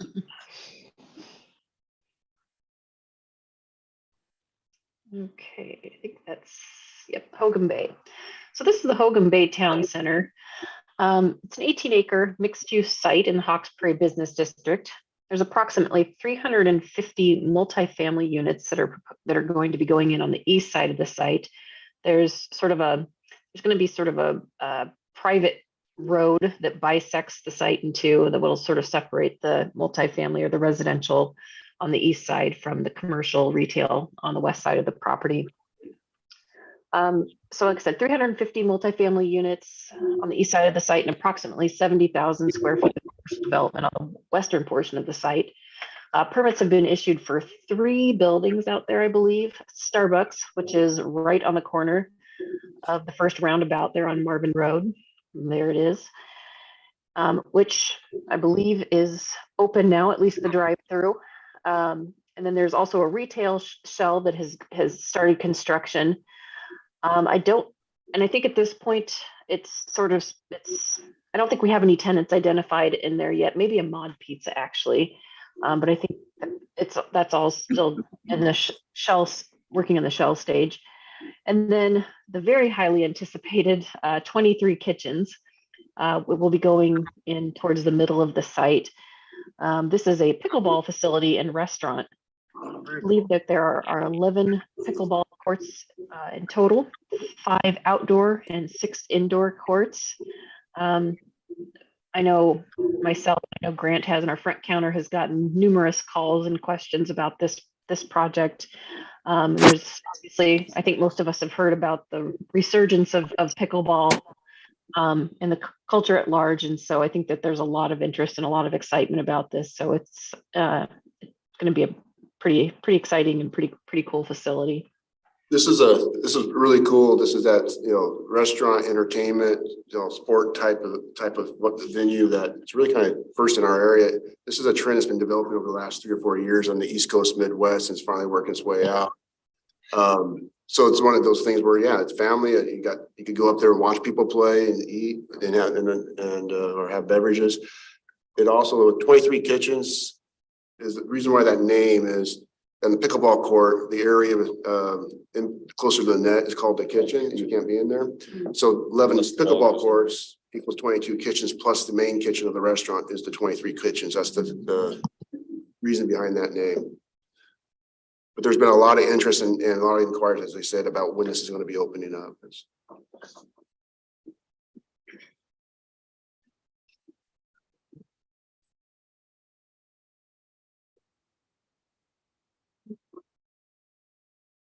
Good evening, council. My name's Reese Mann. I'm a current planner here for the city of Lacey. And first project I'll be touching on is the home on Martin. When it pops up here, it looks like a little bit difficulty. But it is unlike many of the others we've touched upon tonight, it is not a garden style apartment. It is more of an urban design. For the site, it's roughly 3 acres, 96 units. It does look like 2 structures, and from the outside, it essentially is, but they are connected to each other underground via parking. So it is technically also 1 structure. The zone that it's in is the mixed use moderate density corridor, which it does have a density that's higher than this general standard, which is, I think on this site was roughly 50 or 60. They did get bonuses due to their community assets that they included into the site. Some of them include having 2 different plazas for pedestrians on either side of the building, a central kind of pseudo plaza. They're going to have a ride share system set there to help with traveling around the corridor and things of that nature, an electric scooter sharing program. They are also building to LEED silver equivalency and locally sourcing materials where feasible.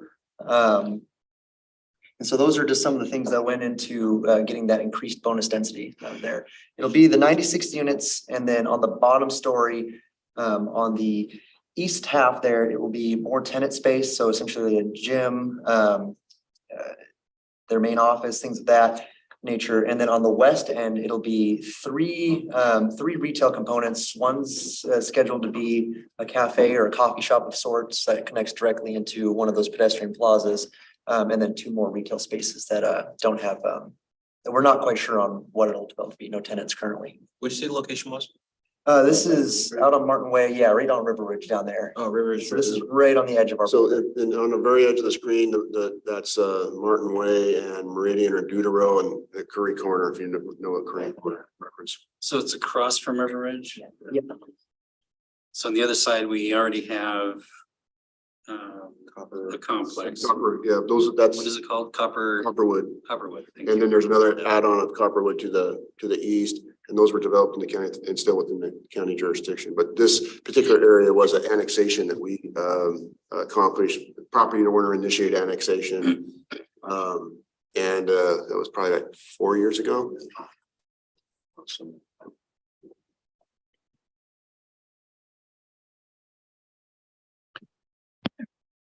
Having some technical difficulty.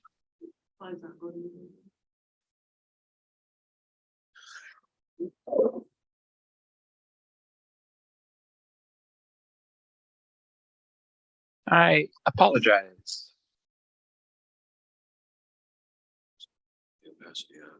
It worked in the test environment. Always does.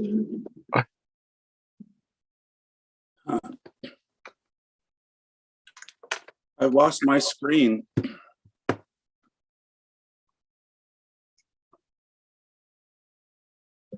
Go ahead, Reese. I'll find it. Okay. The next one is Intelco Loop multifamily. It is garden style on this project. 216 units in 8 3-story buildings across the site. They do plan on having an amenity building, which will act also as a conference center. And I believe the intent is to have it open to the community around the area as well, not just people within the apartment complex. This is kind of an exciting one for the area. It is some multifamily within Lacey in that southern area where we lack some multifamily, at least in recent years. And it provides quite a bit of walkability to some of the local services around there when it comes to restaurants, gyms, things of that nature. This is in Lacey Corporate Center, just to the north of the Lacey Crossroads Retail Center. So that's where as we said, the walkability. Yeah, Is it put up against the Woodland Trail? Yes, Yep. That's cool. the Shayla's Western Trail. Yeah. So that little rectangle, you know, the 4 buildings right there, then the little rectangle Yep. under it with woods, that's, Yeah, the Point subdivision, that's at the top of the map, the access road in, it's right adjacent to the Point. so that subdivision. passed the building owners associations. Well, the CCNRs are something that's working through their process. This is something that we approve through our permitting process. We don't enforce those, so Yep. this is why we're reported as something that we've worked on. It's coming, but they still have their own private covenants works that they have to do. And on that note, so they've gotten approval when it comes to site plan review, but they have not gone through design review or landscape review or things like that. I'm going to restart the presentation real quick to see if we can get the moving map working. While he's doing that, I just had a quick question. I saw some dirt work happening just west of Britain Plaza. Is that? We're gonna talk about that. Okay. Yeah. It's coming up on the list. Yeah, and we'll have this presentation too, is will be on our website. We'll send out links to the council so you can have that as a resource. It's pretty much covers everything that's going on currently related to private development in the city. Next one is Gateway at Hicks Lake, which I think many of us are familiar with. It's gotten We can, you know, yes. So it's 132 units garden style. It has gone through the quasi judicial process. It was approved by the hearings examiner and the city council with some extra conditions to it. They submitted for design review and recently have gotten approved for that. And show that they meet the conditions that were applied by the hearings examiner, as well as the city. And that is where we are at with that currently.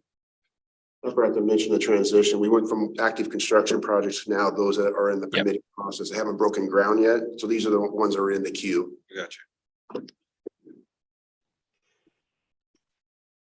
Which brings us to the other Hicks Lake apartment project.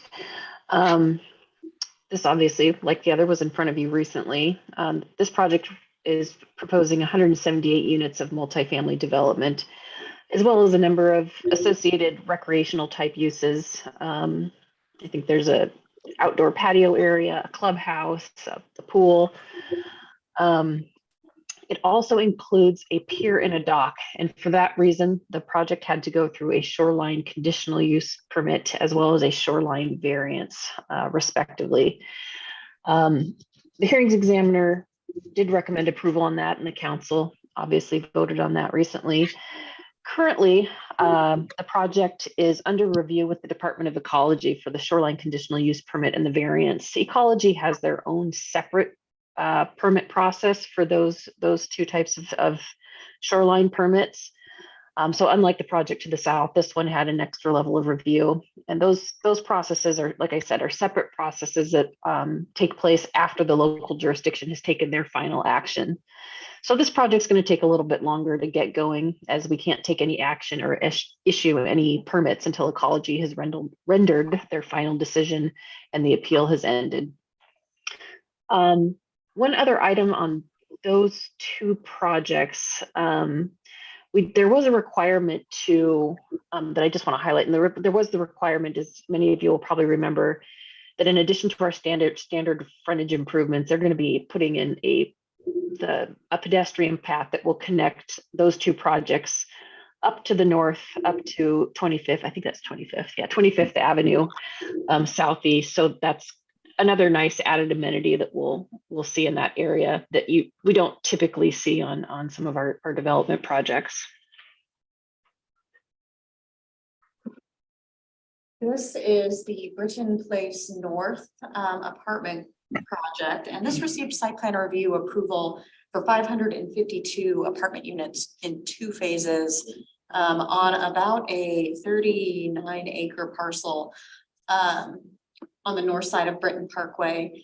It received site plan review approval, I think earlier this year, maybe in March. There's some question as to how with the developer, how this is actually going to move forward. I don't know that they're going to move forward with 552 units immediately, and they may phase it over time, and they've been having some discussions about that. But that is one that's in with us about that. But that's one that's in the queue at this point. The apartments are focused towards Britton Parkway. To the north of the parcel, or on the north side of the parcel, there are wetlands and steep slopes and critical areas, all of which are preserved with the project approval. This is the one, this is across the street from the place that we had complaints about. Yes, Yeah. yes, it is. It was owned by the same development that developed the Yep. South Side Apartments, Britton Place Apartments. Yeah, and so this project did receive its land use approval prior to the changes to our parking ordinance, so it meets the requirements of our old parking ordinance, which I think they're fairly close to what our new standards would be. The one thing though, the developer is talking about separating this project out and doing it a bit differently, which would require them to come back in for land use approval. And if they do that, then we can apply that new parking standard and maybe help alleviate some of the issues that are on the south side of Britton Parkway. The next one we have here is the Carpenter Road Apartments. It'll be a 3-building complex with 78 units. Wow. Garden style as well. It's next to the Ruland facility there to the east, just for some context. Yeah, the school bus barn's across the street to the north. It's in the very early stages. They've just gotten past, so they've gotten through submittal and they've just gotten past the no action period for project routing. So other than that, it hasn't gone any further than that. Some things to note for the site though are there's going to be some difficulties with the terrain that it's on. So on the engineering sides, we haven't received comments yet, but that may end up altering how the site is potentially.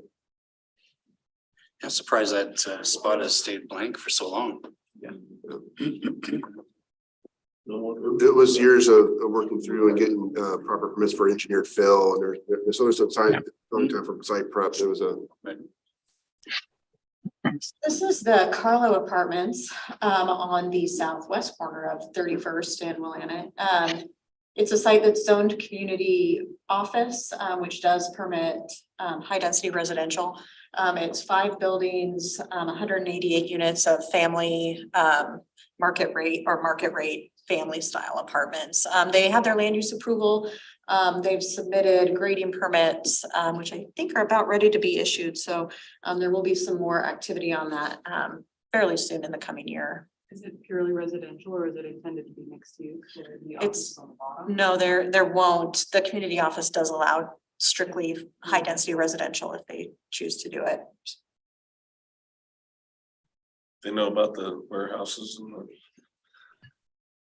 lights and the noise. Oh. White noise. This is pretty far from that. So, they'll have. Those things will all be there when people move in. And this is the sister project to the ones we talked about at Campus Springs. This is Campus Reserve, and it's 39 3-story townhouse units that are going to be sold as condominiums as part of the Campus Reserve multifamily set aside. See the short there. There were the commercial industrial projects. Yeah. Oops. Here we are. The Yeah, so this is the landing at Hawks Prairie, or as I like to call it, the original landing project in Lacey. This is an infill project of sorts. The project is going to be constructing a 2-story commercial retail building within what is actually an existing tree tract. To mitigate the impacts of the tree tract area, they actually are going to be enlarging some planting areas north of the LA Fitness.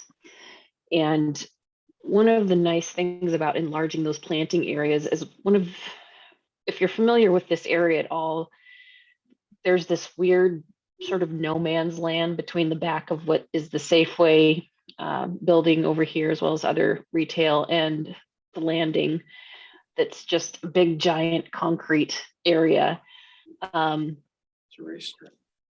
And so one of the things that they'll be doing is they'll be enlarging some of the planter islands down here by upwards of 500, 600, and 800 square feet. But in addition to that, they will also be doing a fee in lieu of to pay some money directly into the city's tree fund or tree account. And that just got its approval, so that hasn't really, obviously that hasn't gone very far yet. Do we know what the use is going to be besides retail? No, I have not heard any specific users. Okay. And Samara, remind me, but that tree tract does not support healthy trees at the moment. It's pretty It's marginal. a mixture. It's a mixture. It's a mixture. Yeah.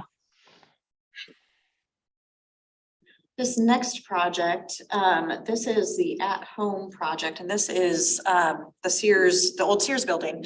At Home has come in and submitted land use applications, and it's been through the land use approval process. But Rick was talking about the Woodland Form-Based Code and the different sub-districts. So this is in the master plan sub-district of the Woodland Form-Based Code. So what's interesting about At Home coming in is that rather than just TI permits, in order to meet the intent of our Woodland District Form-Based Code master plan area and develop the South Sound Mall area into kind of a more urban streetscape with more gridded blocks throughout the site. What they've had, we have building permit. What am I thinking? The thresholds, dollar thresholds, yes, for building permits. And if you reach a certain dollar threshold, what you're required to do with your land use application is submit a connectivity master plan and a detailed master plan for the site. And so what At Home has had to do is submit a detailed master plan to show how that portion of South Sound Center may develop in the future. And as part of their development, in addition to improving the storefront and their construction, infilling portions of the site, they'll also have to do some parking lot improvements to kind of begin gridding out that streetscape. So it can eventually maybe one day support future development paths on the north side of the site. So it's not just a concrete. Exactly. They won't have to put in all the improvements at this time, but they are proposing to do what you see in the color. They'll be making some pedestrian improvements and connectivity improvements across towards the I-5 trail and out towards Cedar Kinney, and improving the landscaping within the parking lot to make it more compatible with our standards. So what's really, I want to really point out on this too, is you saw that blown up site plan, is we really want to try to get these properties, as we know, everybody knows that there's three significant property owners in that whole complex. The Evergreen Holdings owns the Sears building, Target, and CDC. And we want to have them start thinking about how they're going to redevelop this over time in the future, and infill all the space that's not really productive space for the community. And so, like you see on there, that identify those paths. Evergreen Holdings is the first one in, and they're starting to frame what those corridors could look like. So as other property owners come in and do their renovations, they're going to be building off of that and having to do on their own property. So ultimately, we hopefully have a coordinated development and master plan by, in the near future. So who owns that? Who owns that future development pads? Those two pads. So it will be, I believe At Home will own is buying the Sears property. Okay, and so they'll own those two future development areas. Yeah. Evergreen Holdings. Evergreen Holdings. Are they I purchasing? think they're purchasing it. Oh, they are purchasing it. Yes. So that was my question, those two pads up there, that's gonna be future growth. Currently, it's being used as a training for motorcycles. On the That's backside. in the backside. On the backside. That's under a different ownership area. Okay. And these are, it's all long-term. Sure. And did At Home need to get approval from the through the development agreement of the other two property owners? Not yet, because they haven't had to, they're within their specified development area of the original CCNRs. But the mayor brings up a point that CCNRs on those property have a lot of use restrictions. They go much more restrictive than the city's comp plan and codes and visions for the site. So one of the things we've always looked at when we worked on the Woodland District Strategic Plan is how do you get more, that'd be a good area on the backside, kind of where you're talking about where they have the motorcycle training classes, to potentially next to the Shayas Western Trail, to be able to do some more mixed use or multi-family. But that would require all the property owners to agree to that. And so there's some challenges with redevelopment of those parcels because 3 different owners and they're depending on what they're going to want to expect, they might go their own property, protect their interests. Sounds like a good tug of war. Yep. And so, but also with when we do issue our permits, we cannot enforce those type of standards. We're enforcing city standards. So we might be able to approve something that, yes, we may be aware that maybe a restriction of CCNRs, but in order to develop, that's going to be something that the property owners are going to have to work through. Could the property owners collaborate on relaxing some of the old CCRs? Like, Yep. they really need to get rid of some of those old restrictions. Yes, prior to the pandemic, I had actually spoke with the regional target representative about the concept of mixed use and residential in there. I talked with the ownership of CDC, Chris Bloom, and then also at that time it was a different company looking at pursuing that home space. And there was interest from Target to consider residential because they see their model changing. They see the trends in shopping and parking areas may not be as necessary. And then also having more residential next to their grocery component. So there could be some potential for those conversations in the future, but then the pandemic interrupted and all those old connections have got to be reestablished. Okay, so this is the Hickory, which is out across from the dirt that you were talking about, being moved out across from Burton Plaza. And this project just received a binding site plan approval. It's had site plan review approval since I think 2015 or 16 for a multi-building commercial development. And they've since been able to secure Olympia Orthopedics to be their anchor tenant on the site. So that's what the dirt you see moving out there is for their, I think it's a 68,000 square foot medical office building. And that'll be located on the west portion of the site with other commercial pads in the front. So they've got their permits in for grading on that and are working through their civil construction plan review as well. Is that the same scale they have on the west side? Is that similar? I don't know about the west side one. It's 86,000 square feet, actually.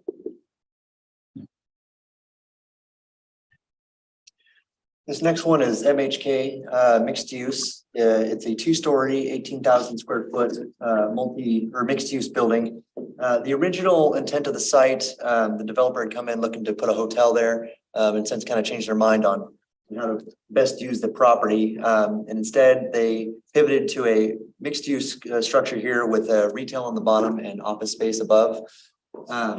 They did get a small boost to the development coverage on the site, mixed use nature and a pedestrian plaza as well. So it's gone through SPR approval and design review approval. And I think they're in right now for building permits, but I can't promise that one. Yeah, it's a Talon Lane, on East Martin Way. If you look at the site plan, you can see the Costco footprint and then you have the Bill Park and and this is another thing too, it goes back into kind of, some of the keys of planning, and that's the patience, and every once in a while, you'll see progress. This binding site plan was originally done in 1998 and it's slowly built out with these mixture of uses, office and retail out there and framing the street. So these are under the mixed use high density corridor standards. And I would say this is a successful project meeting those visions at community corridor. And this particular area here, because we hear about the Martin Way corridor and you hear a lot of people talk about it's not been successful, but people don't really realize the east end of this corridor, that there's a mixed use of office, retail and high density residential in this area that's met the intent in trying to compact, like I said, mixed use density on our high transit corridor. So it's a 20-year overnight success. Yep. Remember famous engineering group? There is a Lacey headquarters of SCJ Alliance, yeah. This is the multi-care off-campus emergency department project, which council, it came to council for conditional use permit approval earlier this year, I think probably May or June. It's a 10,000 square foot emergency medical office building, 24-hour emergency care on that site. Also in the Woodland zoning district, so it's got those form-based code requirements that it has to meet as well. That's the corner of Golf Club and Pacific and Selma Street as well. Right now, they've got some demo permits, grading permits as well. My question was before you just launched on. Oh, I'm sorry. It's all right. I'm losing my voice.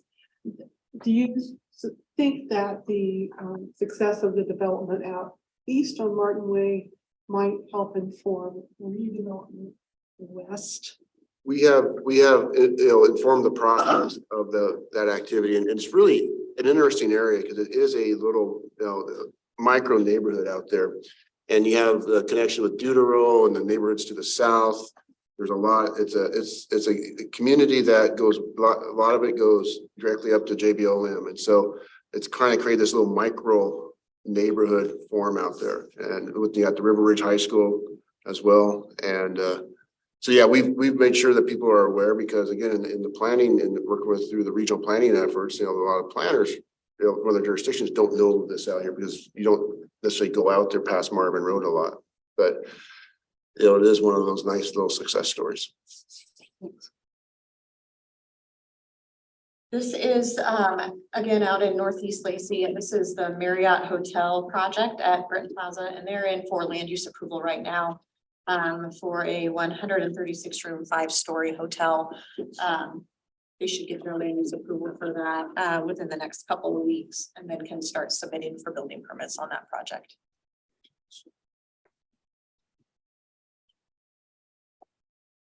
This next one is the Galt self-storage. It's a two-story self-storage facility for the primary structure with a footprint of roughly 80,000 square feet, and it will have 3 smaller single-story self-storage facilities at the more classic walk-up garage door type towards the north end of the site there. This has gone through the SPR approval, and they are looking to submit for design review here soon. This site, it's just north of Home Depot there, near where the new Chick-fil-A is at. Just to the east of the Fortune Casino. Mm-hmm. This site was, as I understand it, always kind of assumed that self-storage would come in, though it is general commercial in that area, which has a huge permissibility for different uses. When it comes to the retail side of things, it has a relatively low visibility for walk up or something like that for something like a restaurant. And it can also provide a nice transition to that neighborhood to the east with a little quieter activity. This is the site of the City Life Church project. And this also received conditional use permit approval from council not too long ago, probably in June of this past summer. It's about 5 acres of a 15-acre parcel. And on the north side of the parcel we do still have some single family. That's the 81 unit Bradley Park subdivision. So that received its preliminary plat approval. The subdivision did about 1.5 years ago. And as part of that subdivision, they set aside these 5 acres for the development of this church campus. They've submitted building permit, and I don't think they've submitted building permits for this church yet. But the plat is under construction and civil improvements are nearly complete, with the exception of the frontage improvements, which they'll have to finish. I know they want to submit for a final plat application on the subdivision sometime near the first of the year. It goes all the way up to 15th, right? It does, yep, it spans 6th to 15th. Part of the plat, we did save a large area, tree preservation area that's just above the number 8 there for habitat for the pileated woodpecker, which was on site and a priority species.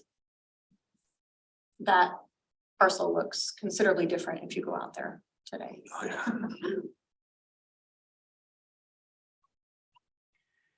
Okay, so this Marvin Road commercial, was kind of an unassuming project that I think flew under the radar, but I think it has the potential to be a pretty cool project. It's located on Marvin Road Southeast, just across from the Wave Car Wash and south of Les Schwab Tire. The project includes approximately 30,000 square feet of retail / commercial space. But in talking with the developer, the buildings are really intended to be sort of like flex space, sort of retail, commercial, almost, I don't want to say industrial, but it is located in our general commercial district, which does allow for a very, very wide array of commercial uses. And so these, they're almost like little mini warehouses in the type of construction that they're intended to be. And as I know that we have learned over the years, and I'm sure council is aware, that type of space is a really precious commodity in our community and has been dwindling over the years.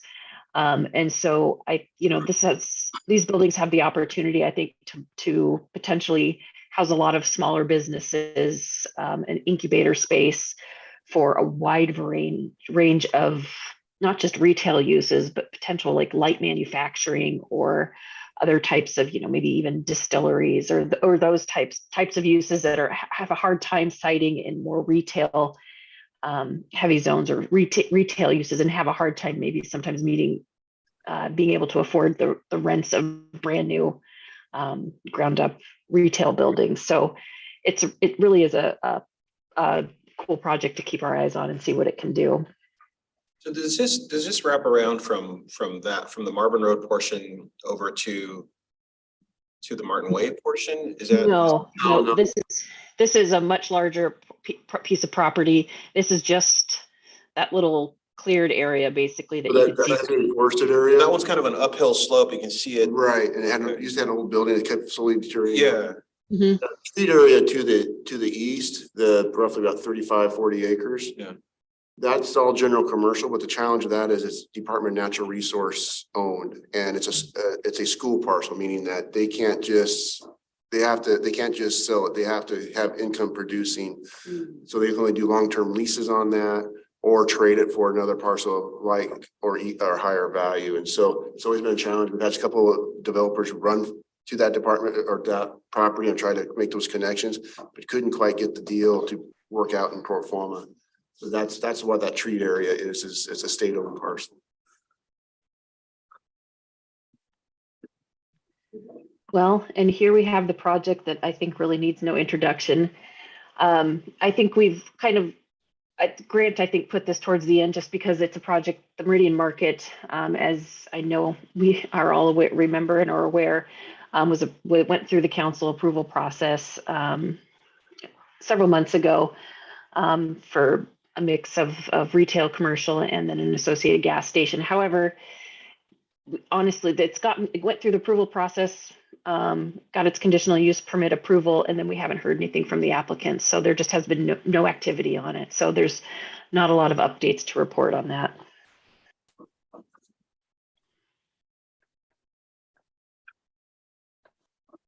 Right. Is there a time limit for them to develop? With conditional use permits, they're a little bit different than our site plan review. And so conditional use permits generally run with the land. So I'm just gonna try to bring it home a little bit with some year-to-date statistics on, and this will all change, and we'll update it for the annual report after the first of the year. But so far, we've out the door. These are permit issued this year through the end of September. We've got 197 multifamily units. The building values of those, as reported by our assessment process, is just over 21 million. And I think probably a low for a long time. We've only issued 38 single-family dwelling permits at a value of just under $12 million. 4 mobile homes, 1 duplex, 2 ADUs. I put some others in here just because I think they're interesting, and we'll be able to analyze them a little more at the end of the year to see if this is the trend or what's going on. But a lot of solar, 71 residential rooftop solar units. 85 air conditioners. I don't know if that's related to global warming or not, but it was a hot summer, and we'll be able to put that into context at the end of the year as well. A lot of changing over to heat pumps. We've had 77 commercial remodels and tenant improvements, and through the end of September, we've done 52 pre-submission meetings. Were the ADUs people taking advantage of the program that we rolled out 2 years ago? I believe, I want to say one of them was, and the other was they did their own design. So we did all that in the context of, you know, a new software rollout, which is always difficult, but also the loss of our entire front counter staff. So there's been a lot of change and a lot of people stepping up to keep things moving through all this change. And so the shout out has to be given to all the folks who are keeping the wheels on and keeping things moving as we kind of reinvent ourselves as a department. Part of that reinvention is our online permitting portal, which was made possible by moving to a new software permitting software platform. So just since June 6th, I think was the changeover day, we've got 167 contractors using the online portal, signed up to submit permits electronically and pay for their permits electronically through credit card or ACH payments. And so far this year, we've done 609 online permit applications. A lot of those are the what used to be over the counter, like the solar, a lot of the panel change outs and those kind of electrical things, and hot water heater replacements, that kind of stuff. But still, 609 permits in the system. It is being used, and we really appreciate it. I also wanted to just highlight where kind of you can self-serve with a lot of this information. With the new website this year, we've also tried to make sure that we're getting projects up and out and public facing so people can track what's going on and be more informed. So from the main page, there's a couple ways you can get there. The project update under trending topics, and then you filter out public works. We don't want their stuff. ITs. So these are all our projects that require some sort of public hearing, public notice. And any one of these, there's stay at home.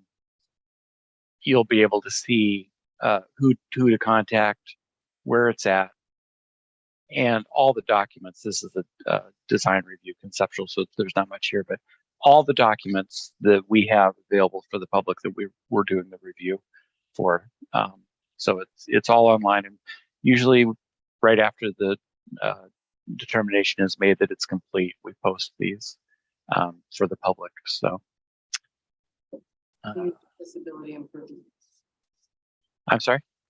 So that's just a huge accessibility improvement for the public. That's great. It is, and we love it because it just makes it so much easier on us to help inform the public of what's going on. You can also get there going to permits, and down here, this is the main portal page for permits. We'll be adding a lot of the public works permits here in the very near future as well, as they're going to be taking advantage of our online portal as well. You can see it. There's another link to the projects under review, and included here are the ones that don't require any public notice. We do notify. We have a email list that you can sign up for online, and we send out a notice of what everything's come in, linking back to this during the week. So it's a much better system for people to be aware of what's going on if they're interested. And then also,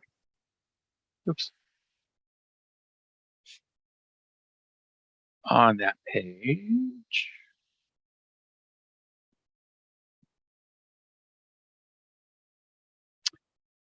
you'll see permit reports. And here you can get to the nitty gritty details of the number of permits that we've issued by month for every year. I think we've got about 4 years on there.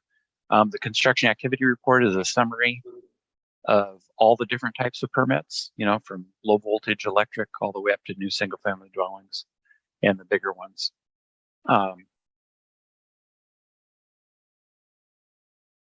So I'm gonna have to get a full screen mode here. That was a tactical mistake on my part.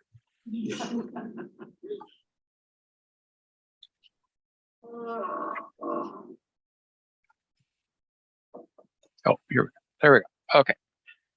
And then the monthly census report is actually all the single family dwelling, all the dwelling units that we've issued for that month with the number of units and the value. Manufactured homes don't count as a unit because they're personal property. So that was a bad month to click on. But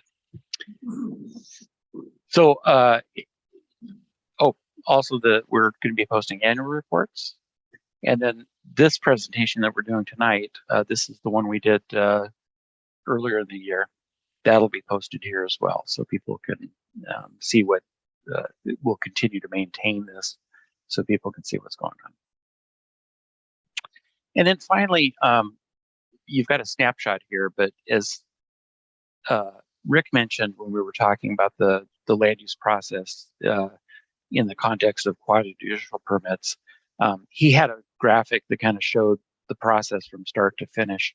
And the point here is it is a team effort, and you have a great team. And so these are all the folks who are part of that review process. It starts with the current planning staff, but every one of these disciplines is involved from the beginning, and the current planners are in it till the very end, the final inspection before C of O. So just a huge shout out to the staff that make this work, and again have kind of kept the wheels on the bus during this year of change and turnover, and that goes for Public Works as well. I mean, they've chipped in just as much to keep our front counter maintaining levels of service. Jared's been great at taking money when and paying for permits, allowing people to pay for permits when we didn't have any cashiers and that kind of thing.